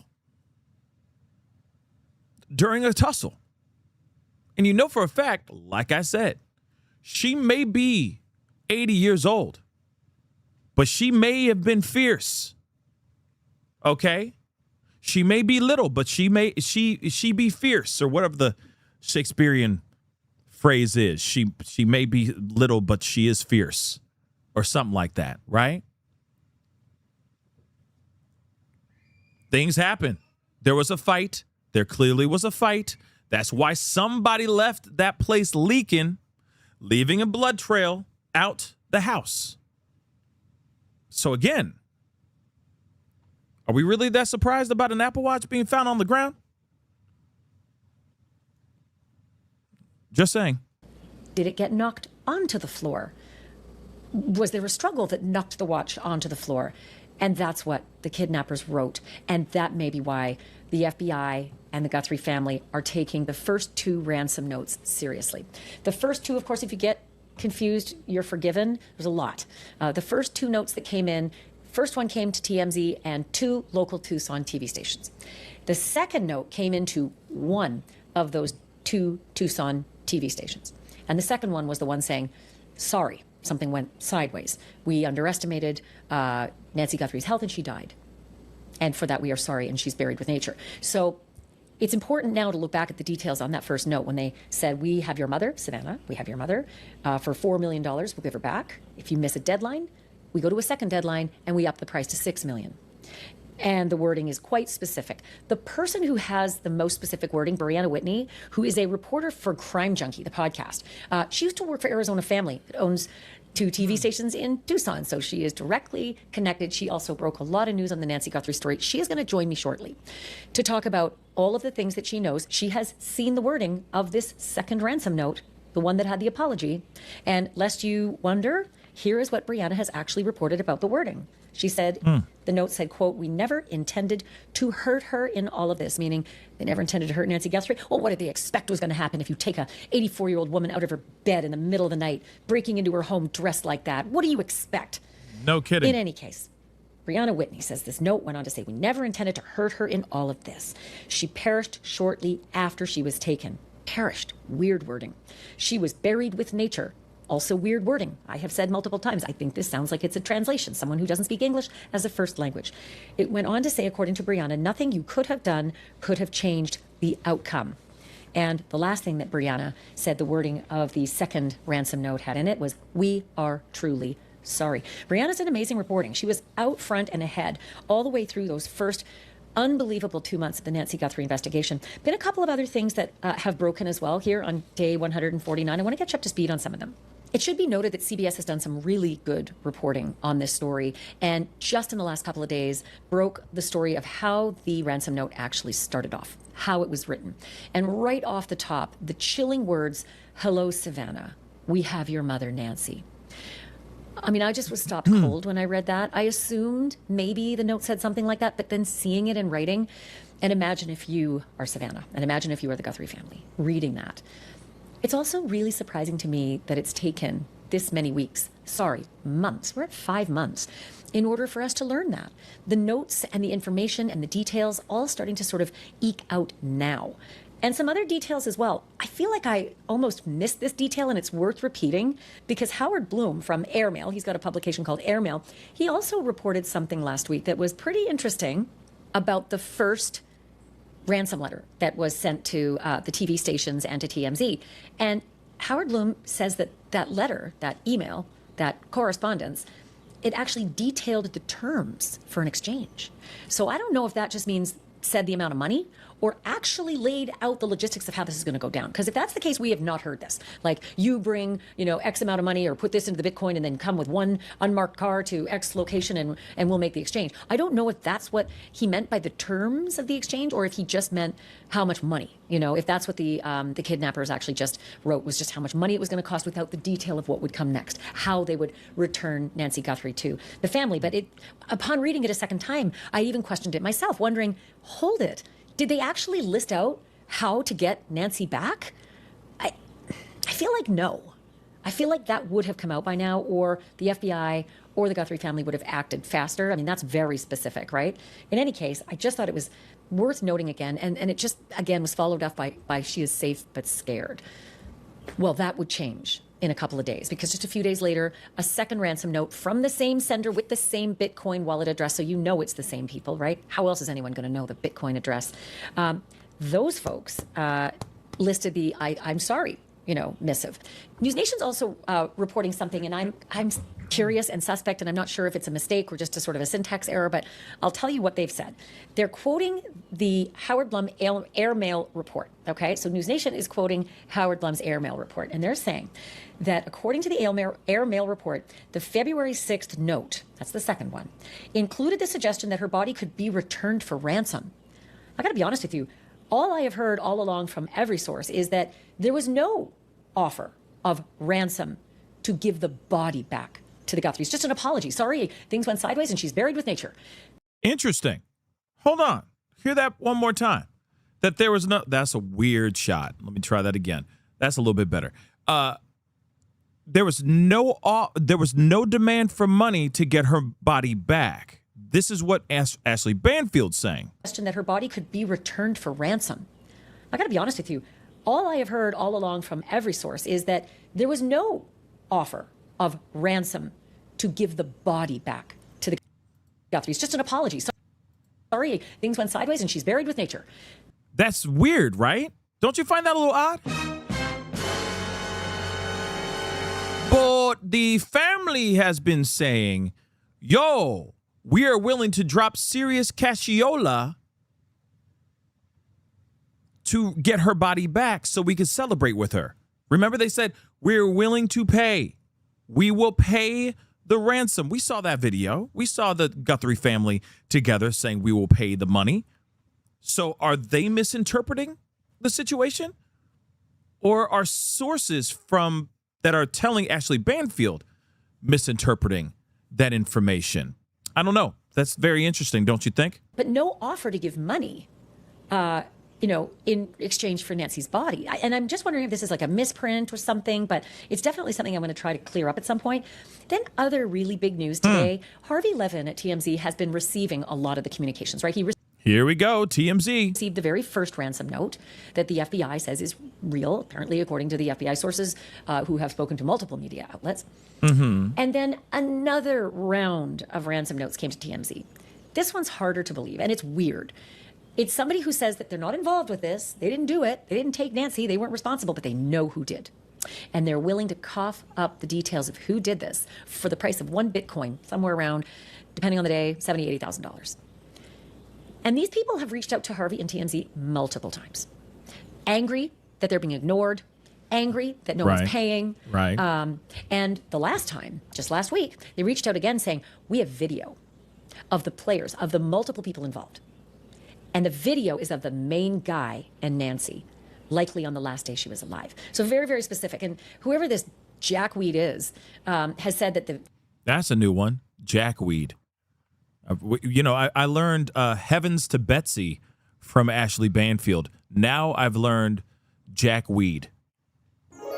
And no, that's jackweed is not like the name of a cartoon character or some sort of hero. She's basically saying jackass, but jackweed. That's a new one. Is that Canadian? Because, Ashley Banfield's from Canada. Does anybody know? Jackweed is a new one for me. She got these phrases that I'm learning. Jackweed is a new one. You know what I'm saying? We got to write that one down, One man. One blunt. Jackweed. Nobody? I mean, when I hear that, I just think about the smoking, or the consumption, or the oils. You know what I'm saying? Yeah. Oh my Lanta. Yeah. Oh my Lanta. That's a weird one too. But yeah, she got this new one, jackweed. That's a new one. She was alive. So very, very specific. And whoever this jackweed is has said that it's on a phone and it's in a secure location and for the price of a Bitcoin. She could have said jack off. She could have said jerk off. She could have said jackass. But jackweed. Okay, that's a new one. Weed is has said that it's on a phone and it's in a secure location and for the price of a Bitcoin, you'll get the location and the password to open the phone. It's all very sus, I'm not going to lie, and Harvey feels the same way. He even said, okay, fella, first of all, back when, the notes just got a little testy, he said, look, just claim the $1 million reward and give that info up. And that jackweed said, well, I'm afraid of law enforcement. So Harvey, playing chess, not checkers, said, fine, we'll get the $1 million for you. We'll pay you the $1 million. You tell the FBI. You tell us. We'll pass it to the FBI. Like, no harm, no foul. And the guy went silent. But then he came back and he was mad. And now he's saying he's got video, or she. Some are suggesting in the FBI, according to sources, that the tone sounds like a woman writing these notes to Harvey. I can't weigh in either way. Okay, here's the other thing too, guys. Okay. Wait, OC girl said, Pascal, DJ Tanner from the Full House used to say that. He used to say jackweed? Okay, that's a new one for me. DJ Tanner used to... Oh, the kid, right? DJ was the kid, right? Yeah, she was the older sister. That's interesting. Okay. All right. But I'm going to ask you guys this, okay? Yeah, I say jackass. I don't say jackweed, but that's fine. That's a new one for me. Like I said, that's a new one. So my question is this: do you think that this is written by female or male? I'm gonna do a poll. I haven't done a poll in a long pause. I haven't put up a poll. That sounds weird too. Pause. But F it. I haven't put up a poll in a minute. Okay. So let's hope these blue pills work. So I'm gonna put up a poll here in a second. All right. Pause. However, I will say this. Harvey has gotten another piece of information on all of this. Harvey suggested to the FBI, I'll do a documentary on this, and I will pay that Bitcoin to get this information. But I'm not going to do it unless I got your blessing, right? I don't want to mess with this investigation in any way. So he checked with his FBI, because the FBI is working with TMZ, right? TMZ got the original note. The FBI is working with TMZ. So Harvey spoke with the FBI contacts that they have and said, I'd like to do this documentary, pay the Bitcoin, and call this guy out. Because what's the worst thing? We'll be out the money, but we might get the information. So the newest reporting from Harvey, and this is fascinating, is that the FBI is not ghosting Harvey anymore. The FBI is responding. And interestingly, the FBI is saying to Harvey, stand down, don't do the documentary. And then this, and I'm going to read specifically from Harvey. He gave an interview to CBS, and this is what he said. This is Harvey. I was told that they feel like they're making progress in terms of identifying this person, and they think they can do that. I mean, stand down. Why? Right? So we have Harvey saying the FBI's told him, I think we're making progress in terms of identifying this person. And I'm taking that to mean Jackweed, who's pestering Harvey, saying, I've got the goods, I've got the info, I'll serve these kidnappers up on a silver platter.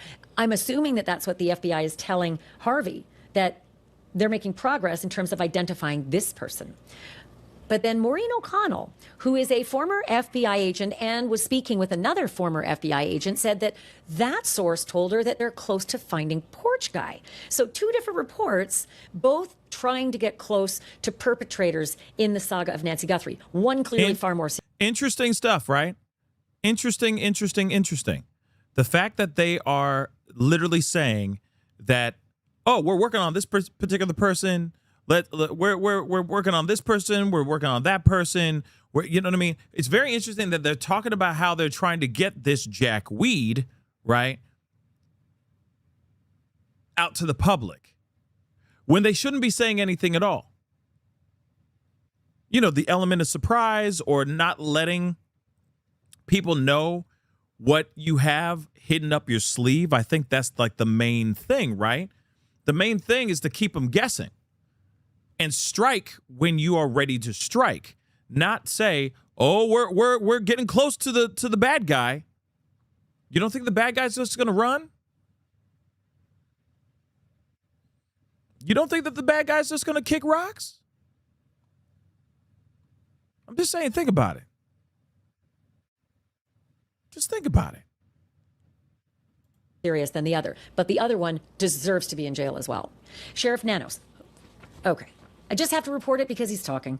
And honest to God, he did an interview on Friday with a local radio outlet, KVOI-AM, and he said he thinks that the two first notes are legitimate. We've heard that from Savannah Guthrie. We've heard from FBI contacts. They believe that the first two notes are genuine. But Sheriff Nanos says the FBI is handling the investigation. Quote, this is Nanos on KVOI. Those two, meaning those two notes, that someone believes may or may not have some legitimacy to them, and the FBI is working on that. I can't tell you much more than that because it would be inappropriate as it's ongoing. But as to the TMZ guy, whoever the Jackweed is who keeps coming at Harvey saying, I have info, I got info, I'll sell these guys down the river for a Bitcoin. This is what Sheriff Nano said about that. And this is where I'm like, are you kidding me? He said, I think the FBI has done a number of arrests for false or fake ransom notes. Huh? What? I've heard of one. The guy. Wait. Bitcoin. This is what Sheriff Nano said about that. And this is where I'm like, are you kidding me? Because it's Sheriff Nanos.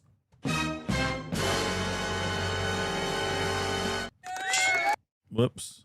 Sheriff Nanos is trash.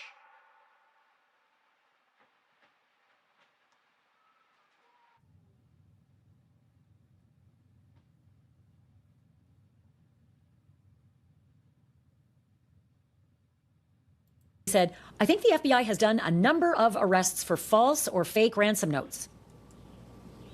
Huh? What? I've heard of one.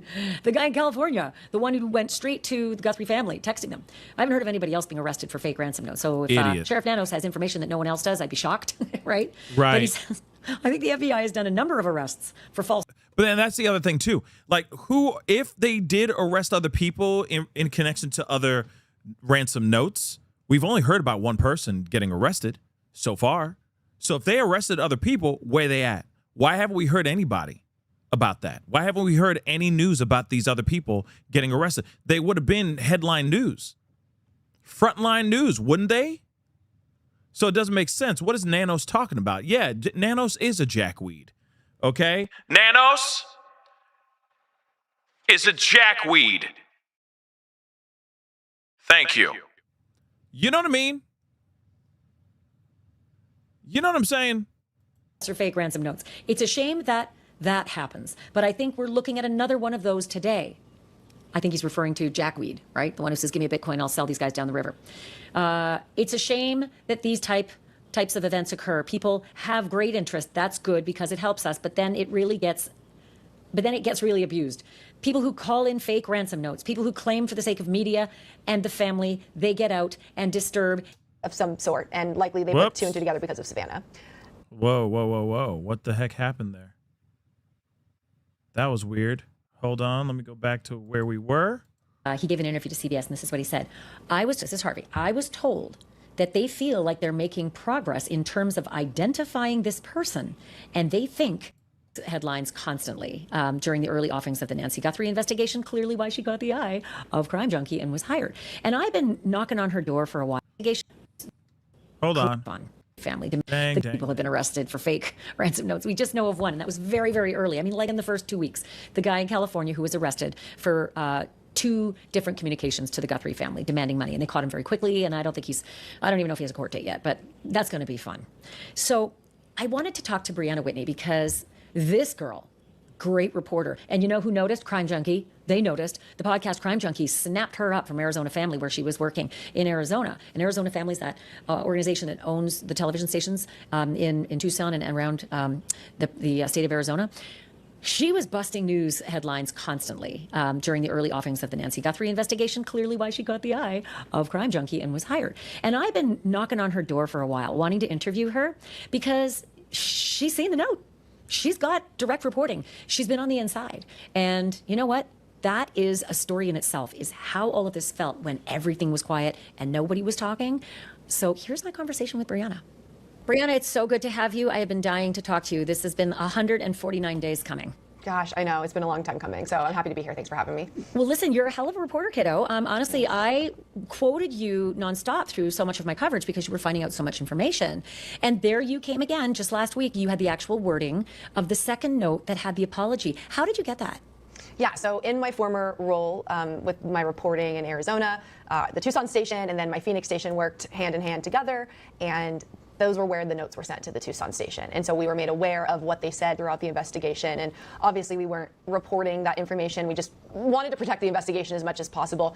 Obviously from then to now, we didn't know how this was going to turn out or even really like the lack thereof being a whole lot more that's come. But we had them, we studied the language in them. I've been made aware of both of the verbiage language used in both the notes since they came in that first week. So we're talking that first week in February. And I've just had that information with me. And I honestly hemmed and hawed on when to share more about it. And I'm not sure if there's like any sort of playbook to follow at all in this case. Like this is the craziest case in terms of how this has all gone. I think you've been right in it with me, so you're aware of just unprecedented in so many different ways.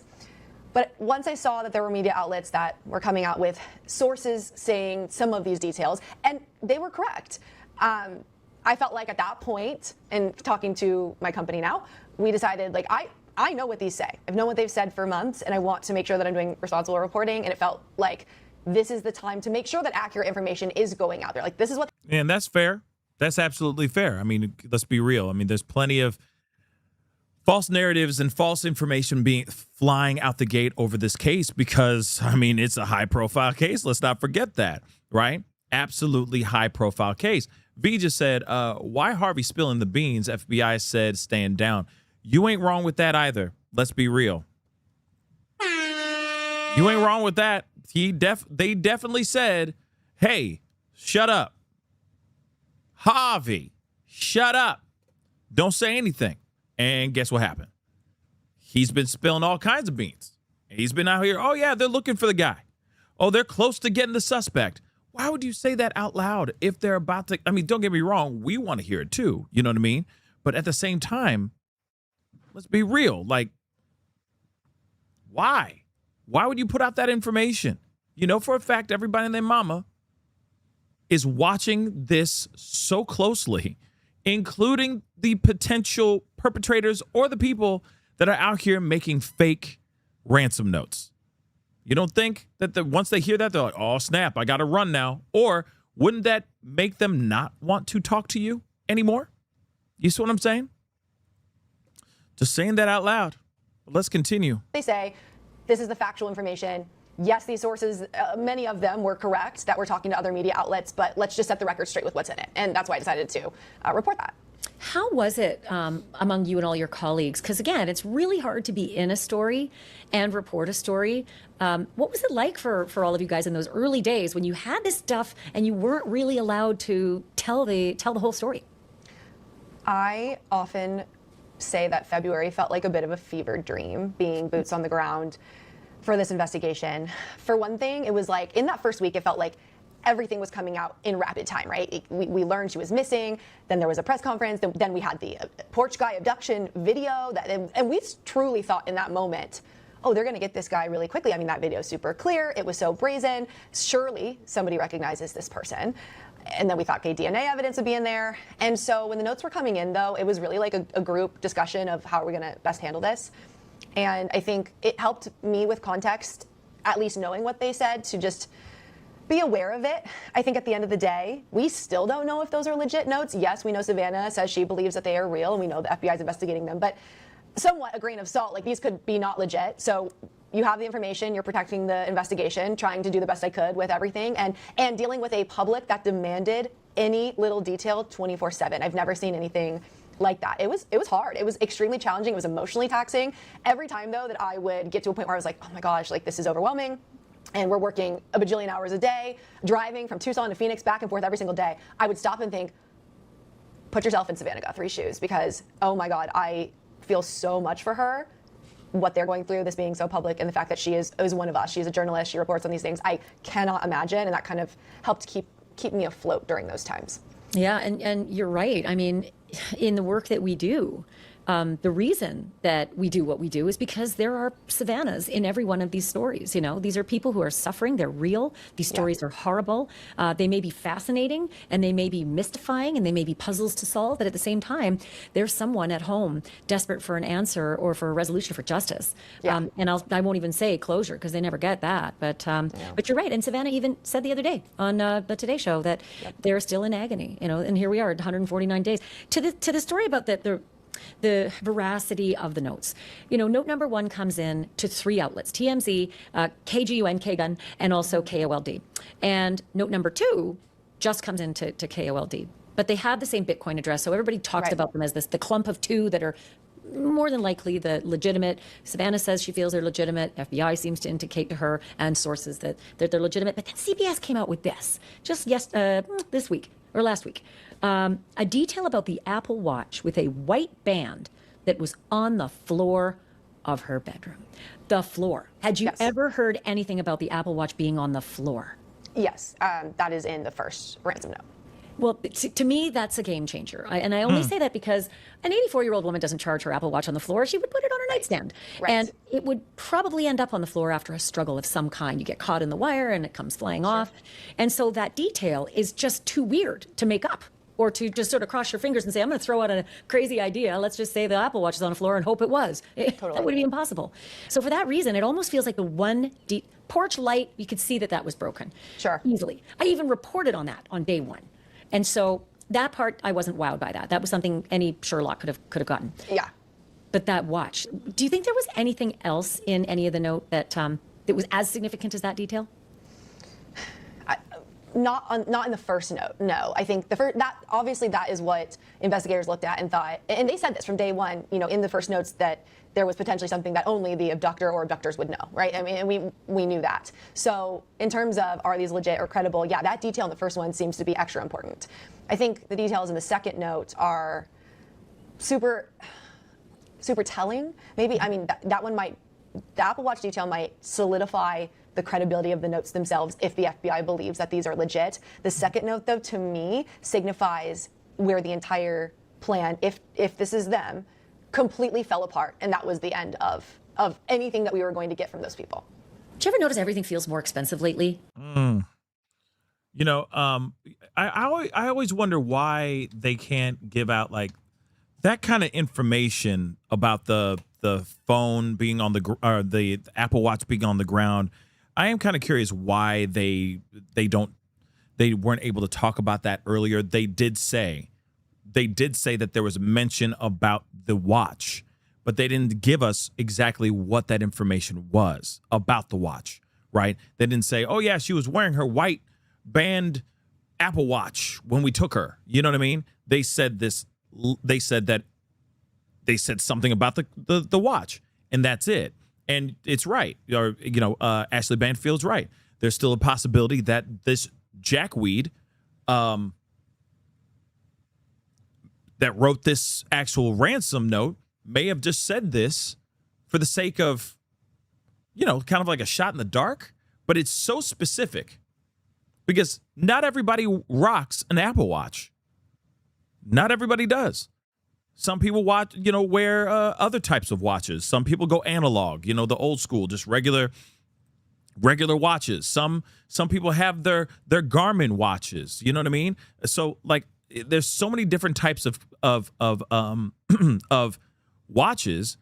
For them to just kind of shoot that out and just say, hey, her watch was on the ground. It's very, very specific. You know what I mean? I think that's very specific. Now, don't get me wrong. Let me just also say this too. There are photos. We've talked about this before in the past. There are photos in the past of Nancy Guthrie wearing her actual Apple Watch. So what are the chances of them saying that as a shot in the dark? Her watch was found on the floor.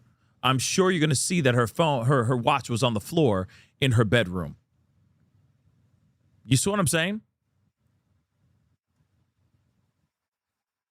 I just think it's interesting. But I'm going to play a little bit more of this, okay? Just a tiny bit more. Let's rock and roll. Read it again because every time I read it, I still get chills. And this is from you. This is your reporting. Great job. You said that the note February 6th said, quote, "We never intended to hurt her in all of this. She perished shortly after she was taken. She was buried with nature. Nothing you could have done could have changed the outcome, and we are truly sorry." So let's go over a little bit of this. We never intended to hurt her in all. By the way, they never said anything like, hey, she's buried with nature, give us money, and we will tell you exactly where she is. She finished the letter. They didn't say anything in that letter. You see what I'm saying? Of this, I just want to, there's so much I want to do to someone who says something like that. It's called felony murder for a reason. If you're committing a felony and somebody dies, it is your fault. Do not apologize. Just go straight to prison and don't collect your $200. So goodbye to that. Number two, she perished shortly after she was taken. Who uses the word perished? So to me, these are written by somebody who's either foreign or doesn't have great English. They're bizarre. Perished. Another part that we didn't intend to hurt her. There was actually like two parts to that sentence that repeated itself. It basically said, "We never intended to hurt her. That was not our intention." That was all in one sentence. So that's also weird. Yeah, buried in nature or buried with nature. That's another odd thing to say, right? It's just all a little bit off to where you look at that and think, this is an odd note. And I've seen some people surmise that maybe AI wrote that. Maybe somebody looked up ChatGPT, but it's even more odd than that. It's almost like somebody who was trying to put together as best they could what they thought would be the best option there. But the one thing that I absolutely am 1,000% certain of is that it said, "We are truly sorry." And I have seen conflicting reports from all over the internet and all over different outlets. I am sure that there was an apology. And my former station is reporting the same thing too, because they have the note. So that part, yeah, is certain. Oh, I believe you because you saw it. I always go to the first person for the report, and you're the one who saw it. Everybody else is quoting sources say, but you're the source. You're the one who actually saw it. So I believe what you're saying. The other thing is that the sorry. Listen, in the business of kidnapping, and I've covered lots of them, it's real. They're heartless, horrifying criminals. They mean business. They're all about the money. They don't apologize. That's not in their nature. This second note would have been a waste of time and just more exposure to potentially being caught. So what do you make of this I'm sorry business? I think that this was obviously some sort of financial plan, right? And I also think that given, and I know there's been reports on this, and this is true, can confirm this, that first note was addressed to Savannah. So that leads me to believe Nancy was a target of some sort, and likely they put two and two together because of Savannah. I think that there are probably multiple people involved in this, and I personally believe that whoever is writing those notes, if they are legit, is a different person than the person who is Porch Guy. I don't think that those two are the same. I think they were probably working together, but I don't believe that those are the same person writing those. I think that's one of the at least educated conclusions that I feel is true. Again, really none of us know anything when it comes down to it. Like, I always go back to that. I'm like, does anybody actually know anything here? We're all making educated guesses and waiting for more information. But I think that whoever wrote those notes didn't actually do the physical taking of Nancy and is kind of removed. So they're giving some sort of like, we're sorry, sorry this happened. Like, it was a quick note, like, didn't mean for that, so sorry about that. And then that was it, right? And I think that person's more removed than the actual abductor who took Nancy. And the constant reference to we. Yes. We. Yes. Yeah. Yeah. I mean, that could be somebody trying to throw us off, right? But there's too much at stake here for just one person to pull this off. And I don't know about you, but in the early days especially, and I heard this over and over again, and now I just don't even know what to believe, but multiple experts that we had talked to at the time saw the Porch Guy, the abductor video, and over said this is not a smart criminal. This is a kind of, it's a sloppy job. This is not a career, professional or career criminal that pulls off kidnappings. And I mean, I must have heard that 5-6 times from different people. And it's crazy now because here we are, and whether or not he is or isn't experienced, we don't have Nancy and we don't know where she is, so it worked. But I don't think that just that person would be able to pull off something like this and still have authorities and the world with no answers like this. I have said all along, this is either the luckiest thug in the world, right, or this thug and whoever this thug is working with are probably, their days are probably numbered, because once you open up a conspiracy to more than one person. Okay, I will say this: I don't agree with their name, with their days possibly being numbered. I'm just going to be real. I don't see that. I don't. It's been 150 days.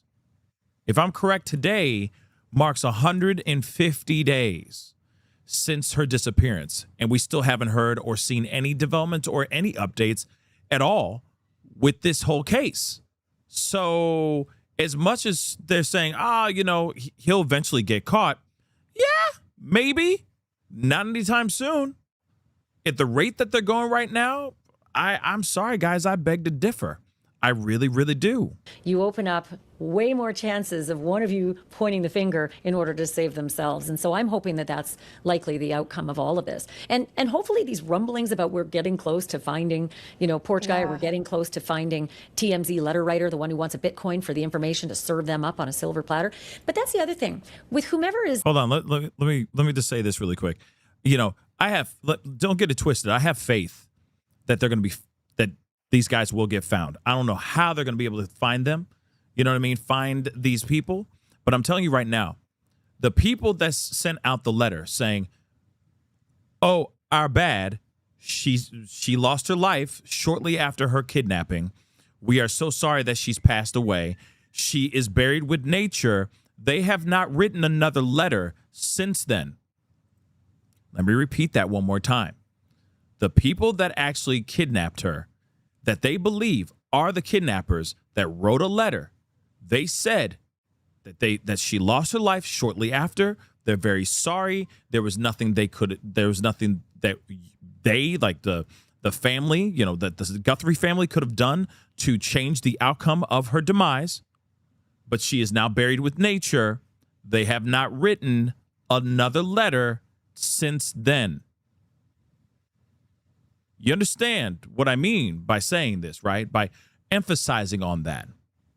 The fact that we have not heard anything from them over 150 days since she's been missing. Let's just say 100. We'll just say 140 days. We'll give them 10 days, right? Because I don't remember exactly when they started writing out their ransom letters, right? But since that moment where they said she's dead, she lost her life shortly after being kidnapped. So sorry. That was not our intention. She's buried with nature. We have not heard anything else from them. And that all relies on whether or not that is real, that those ransom notes are real. And here's the other piece. Exactly, V. They did not ask for any money. When they said, lo siento, muerte, buried in nature, so sorry. They did not say anything else after that. They did not say dinero. They did not say money. They did not say greenbacks. They did not say dead presidents. They didn't say pesos. They didn't say anything about that. Okay? They said, our bad, she's gone, she's buried with nature, and then they disappeared. So again, for anyone to think, oh yeah, they might be able, at some point they might be able to expose their own ass. They're about to be exposed in time. It's only a matter of time. I just don't see it. I just don't see it, guys. I don't mean to be rude. I'm not trying to be, I'm not trying to be negative. But I don't see dinero. Yep, dinero, pesos. Okay? They didn't ask for any of that money. They didn't ask for money at all. So again, like I said, it's like, yeah, they didn't. I forgot about that. You know what I mean? They did not say no glow. They didn't say that either, right?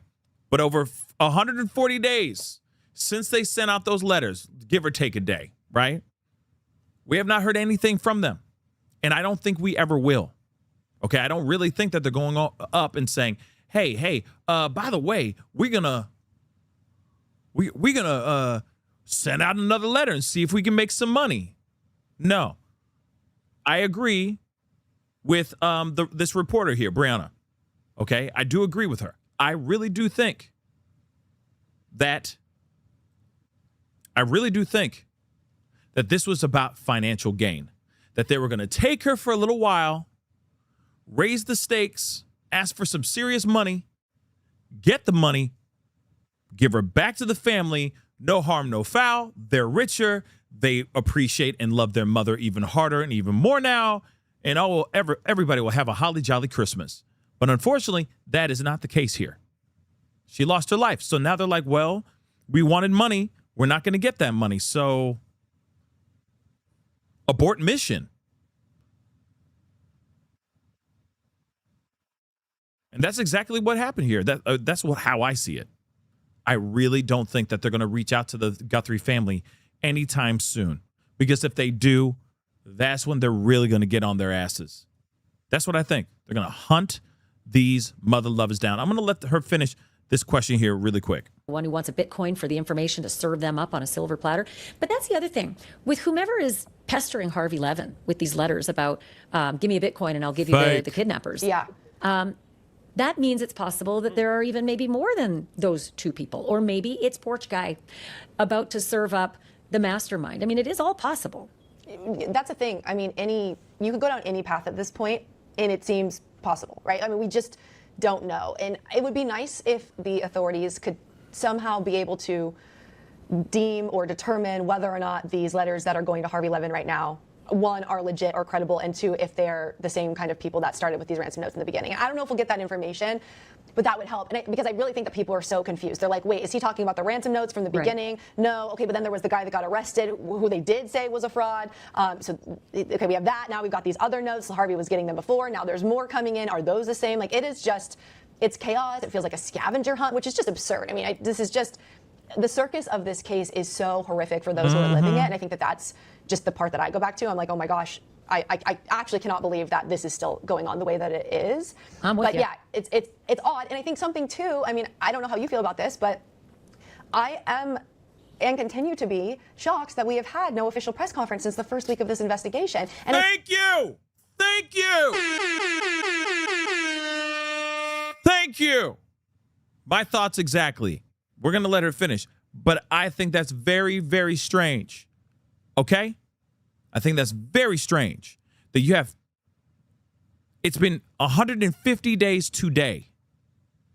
Today is 150 days. If I have my math correct, today is 150 days. And we still have not heard anything from Thanos Nanos at all. We have not heard from that piece of work at all. I think that if there were these, people out there, these fraudsters that wanted to try to get in on this for whatever reason, whether it's financial or try to make fake notes, any of that, I think a lot of that could be quelled if we actually had official information coming out every once in a while, or even just like a couple more times would have been really nice, because otherwise now you have everybody in the middle here trying to, we're speculating, we're coming up with theories, we're all relying on sources, trying to figure out who, I don't think that that's the best way to go about an investigation. I think as media, we're all doing our best, and obviously the goal here is to find Nancy, but it would be a lot easier, or at least just maybe a lot more of a safer play within the public to have the FBI and the Pima County Sheriff's Department give some sort of update, official update on where things stand to the best that they can. I know they can't reveal everything, but for an investigation to this magnitude, it is stunning that we have not had an official press conference since the first week of February. Well, it's no secret I'm no fan of Sheriff Chris Nanos. Number one, his guys said specifically that day one, they had their target, and it was the brother-in-law, and they seized Annie's car, and then they circled her home, and they searched it and all the rest. All the while, Nanos is going out saying, I don't know what you're talking about. I don't know what, And every time he goes to the mic, he says something that absolutely makes no sense. Case in point, here's today's. He is, actually, it's from Friday. He says on KVOI radio, he admitted that the two notes that came out first were likely genuine. But then he said about the TMZ note, this is where he's gone right off the rails. I think the FBI has done a number of arrests for false or fake ransom notes. It's a shame that that has happened. But I think we're looking at another one of those today. Have you heard of any other arrests other than the one in the first week? No, I haven't. And I think that guy's name's Derek Kalea. That's right. Kalea, yeah. No, that's the only arrest that I've heard of. And I have to imagine if there was an arrest for any involvement in this case, even if it was for being, a fraudster or deemed not legit, and that's why you're arrested, we'd hear about it. Yep. Yeah, and it's important. It's not small. To throw something out there like that, it is not small, because these ransom notes have been deemed as the default now for the police, who have nothing else to go on. Therefore, they are really, really focusing now on these ransom notes. And so to throw something out there that there's just been a bunch of these arrests is like, Sheriff Nanos is not helping. Let's put it that way. No, and he is aware of the criticism that has come. I think one thing that stood out to me in the investigation when it came to Sheriff Nanos, in that press conference, was that he said something along the lines of like, oh, well, you guys hold me to the fire for whatever I say, and then it goes, and it's like, well, yeah, you're the lead detective. You were the. Thank you. Yes, it's like, yes, we are gonna put your feet to the fire. You have all the information, and if you're saying one thing and then doing something completely different, or retracting that information, don't be surprised when people get mad. Don't be surprised if people are going, yo, you're confusing people and you're mucking up the narrative here. What's the truth and what's not? This is the only reason why I feel that Thanos Nanos has decided not to do any of these press conferences anymore, because he kept on stumbling over his own ass. The lead official on this massive case. So yeah, like when you say something, that's important, and we take that as an official statement. Yeah, absolutely. And so I don't know. I think that was a problem for me. That was one thing, and that comment just stuck out to me. For me, though, this was Tuesday or Wednesday of that. So that weekend, she went missing. Right, going backwards.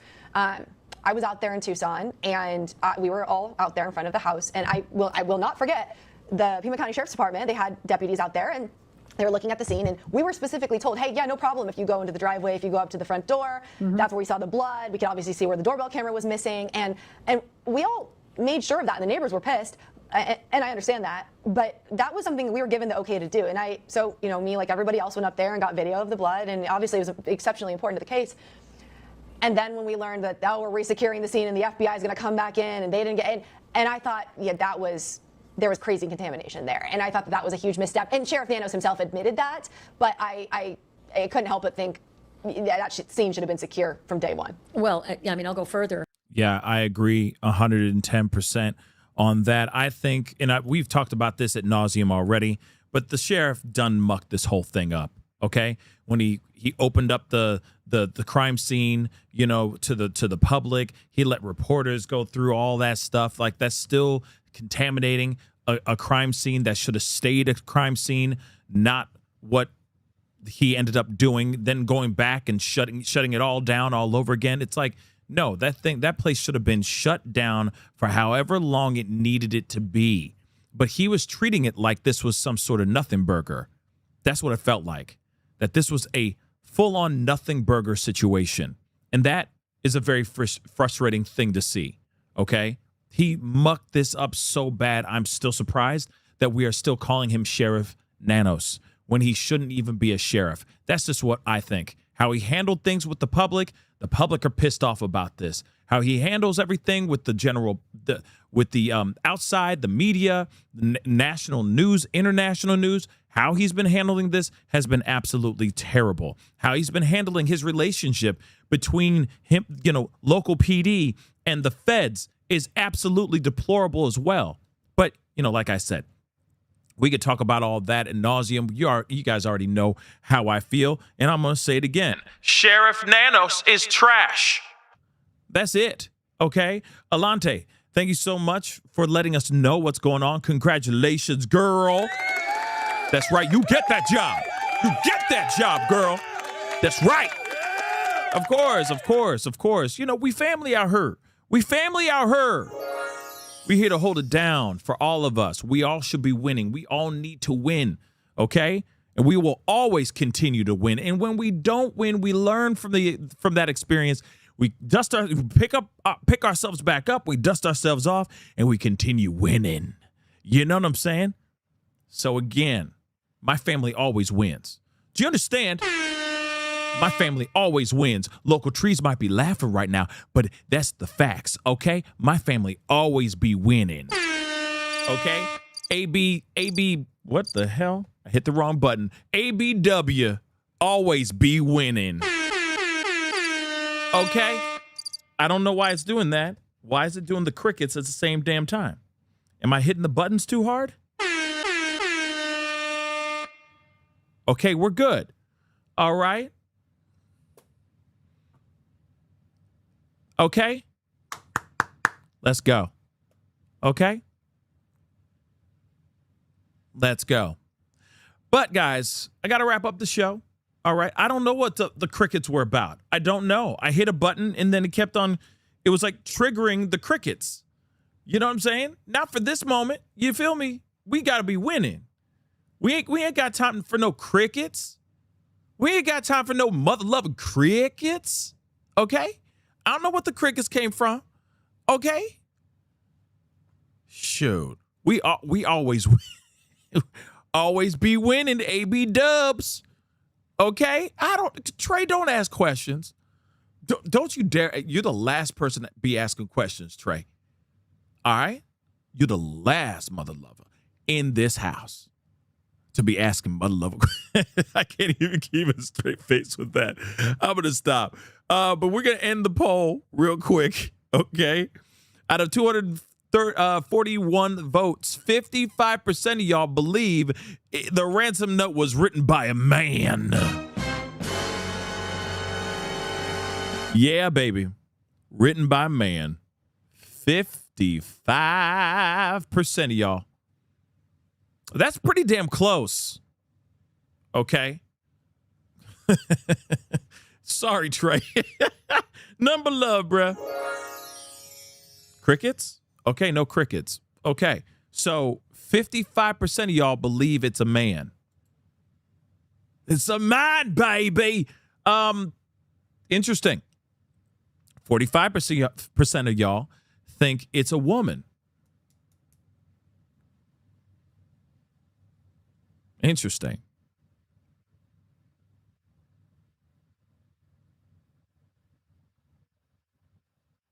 Yeah, very close poll.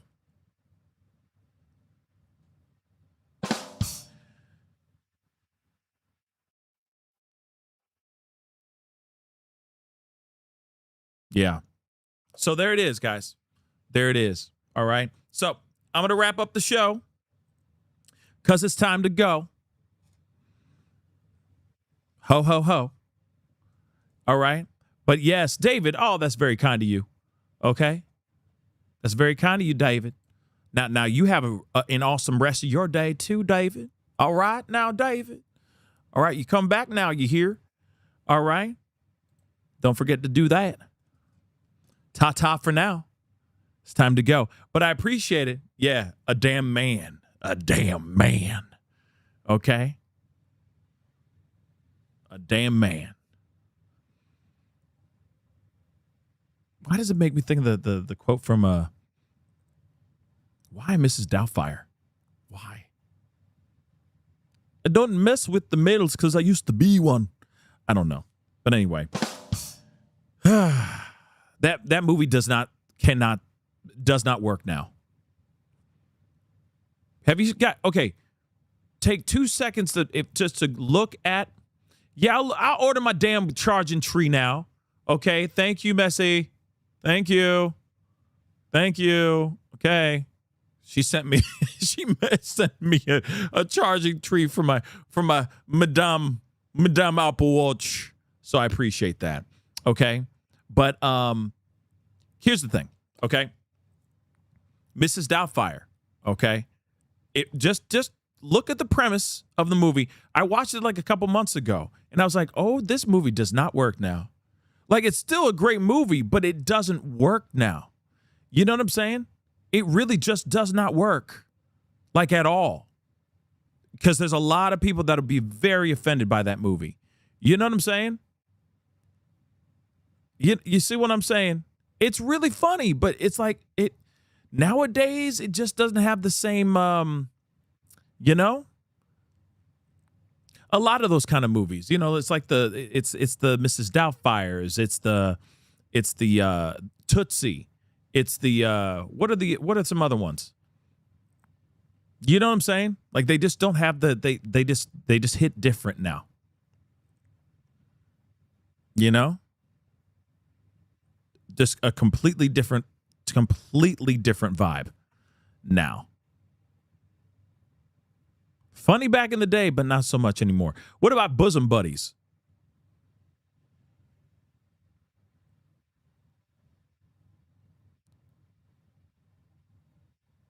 It was all about the chocolate cake. Oh no! Yeah. Just insane. Birdcage? There was cross-dressing in Birdcage? I don't. That was a long time. I don't even remember that. Oh, wait. Copper Mountain, I'm sorry, just said Wesley Snipes and Patrick Swayze dressed like drag queens. What was it? What was that movie called? John Leguizamo was in that movie too. That was one ugly mother. Ooh, good God. What was that movie called? Yo. I didn't touch that. I didn't even touch that button. Tu Wong Fu. There it is. Tu Wong Fu. Yeah. Yeah. Oh, yeah, White Chicks. But I think they're coming out with another one. I think White Chicks they're doing a White Chicks too. But after seeing, oh, dear Lord, some people are going to be mad. After seeing Scary Movie, like 17 that just came out, man, bro. Man. It's not the same. It's like the comedy ain't the same no more. You understand that? Comedy just ain't the same.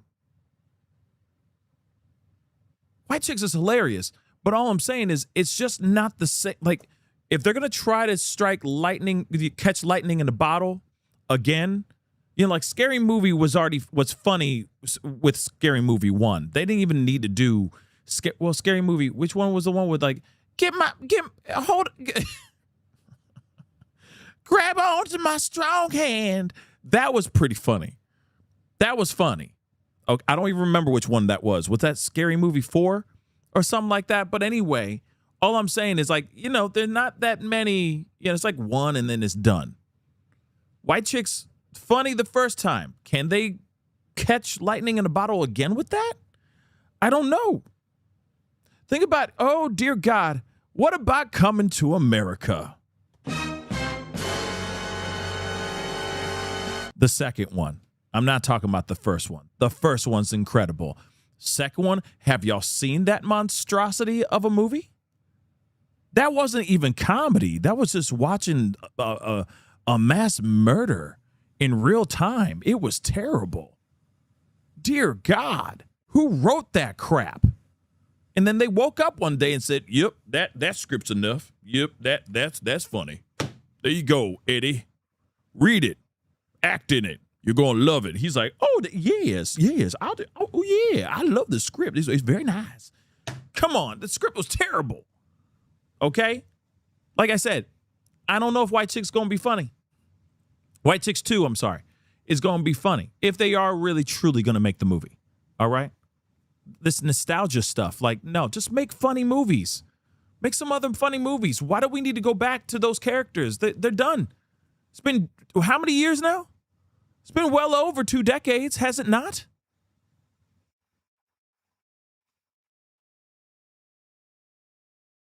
Yeah, I heard that too, Trey. Like a brand new Friday.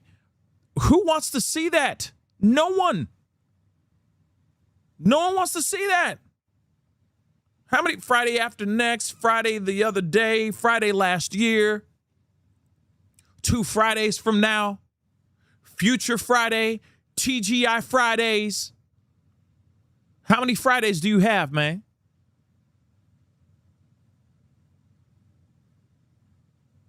And they don't even use the same characters anymore. They just moved on.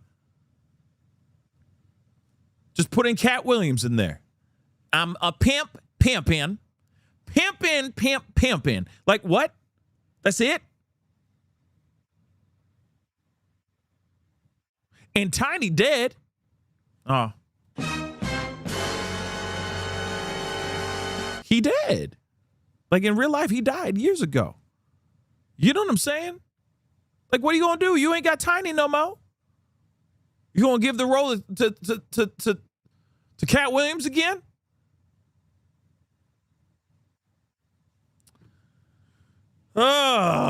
Anyway, all I'm saying is comedies aren't the same anymore. We're just flying off the handle with this show, okay? Hey, give me a good comedy. Now, not a remake, not a spinoff, not a sequel, not some nostalgic sequel BS. Give me a new comedy that I can actually laugh to. How about that? Give me that. Give me that. Okay? It's getting ridiculous. Anyway, guys, I got to get going. So, that is the show. I appreciate all y'all for being here. Really means a lot. Thank you so much for tuning in and being a part of the conversation. We got more stuff to talk about. If something breaks, if there's something in the news breaking, of course, I'll be back on to talk to you guys about it. All right? For sure. Trust and believe. I'll be back if I need to. Okay? So, thank you, Southern Side Eye on Kick. Thank you so much. But anyway, please do me a favor before you head out. Hit that like button down below. Hit that reaction button if you're watching on these other platforms. Subscribe right here to my YouTube channel, Candace Owens, the musical. Oh my God. Oh my God. Every song would just be Charlie Kirk. Charlie Kirk. You know? And then Erica Kirk would have her own villainous song. Oh, that's bad. You know what I'm saying? But I love him. My husband. You know what I'm saying? Something stupid like that. But I'm making lots of money. You know? It'd be something like that. Boo-hoo-hoo. As I wipe my tears with all this money in my hands. I don't know. But you know what I'm saying? It'd be something weird. Something weird. Candace Owens, the musical.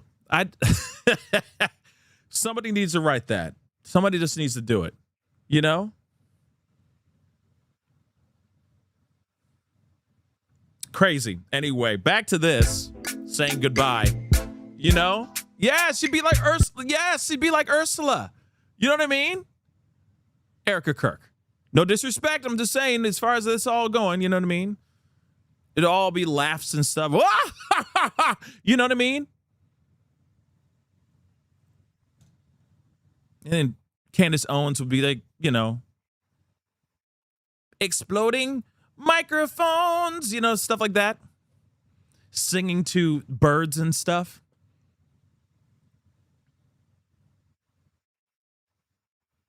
Sniffing flowers.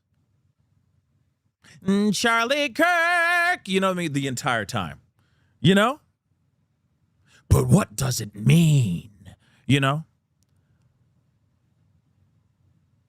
So anyway, it's time to get going. Appreciate all y'all for being here. Hit the like, hit the reaction button if you're watching on these other platforms. If you are watching on these other platforms like Facebook. Like Facebook, X/Twitter, Instagram, TikTok, Rumble, Twitch. Kick them on all of them, so make sure you hit that follow button. Charlie Kirk. You know what I mean? Hit that subscribe button here on my main channel, please, and thank you. Subscribe right here. Go to my second channel, The Pascal Show Clips. Subscribe over there as well. Please and thank you. Please do me that favor. Please and thank you. That would be very nice. Hit that notification bell. Set it to all so you know whenever I go live, whenever I upload, because it's random, baby. So make sure you do that. Hit that join button down below. Become a member. Check out my Patreon. And, of course, check out PascalMerz.com. Oh, and also I do have that GoFundMe, so go check it out. It's pinned to the top or the bottom of the chat right over there. So go check it out for me, please. Charlie Kirk. Okay, so go check it out. And we'll be talking here very, very soon. Be safe out there. It is time to get going. Yes, you guys have a great one, too. Be good to yourselves. Be good to one another. Stay cool out there, guys, because I know y'all are already cool, but stay cool out there temperature-wise, because it's hot as Satan's balls out there. Be safe out there. Hydrate. Stay cool. Be good to yourselves. Be good to one another. This is The Pascal Show. Bye. Charlie.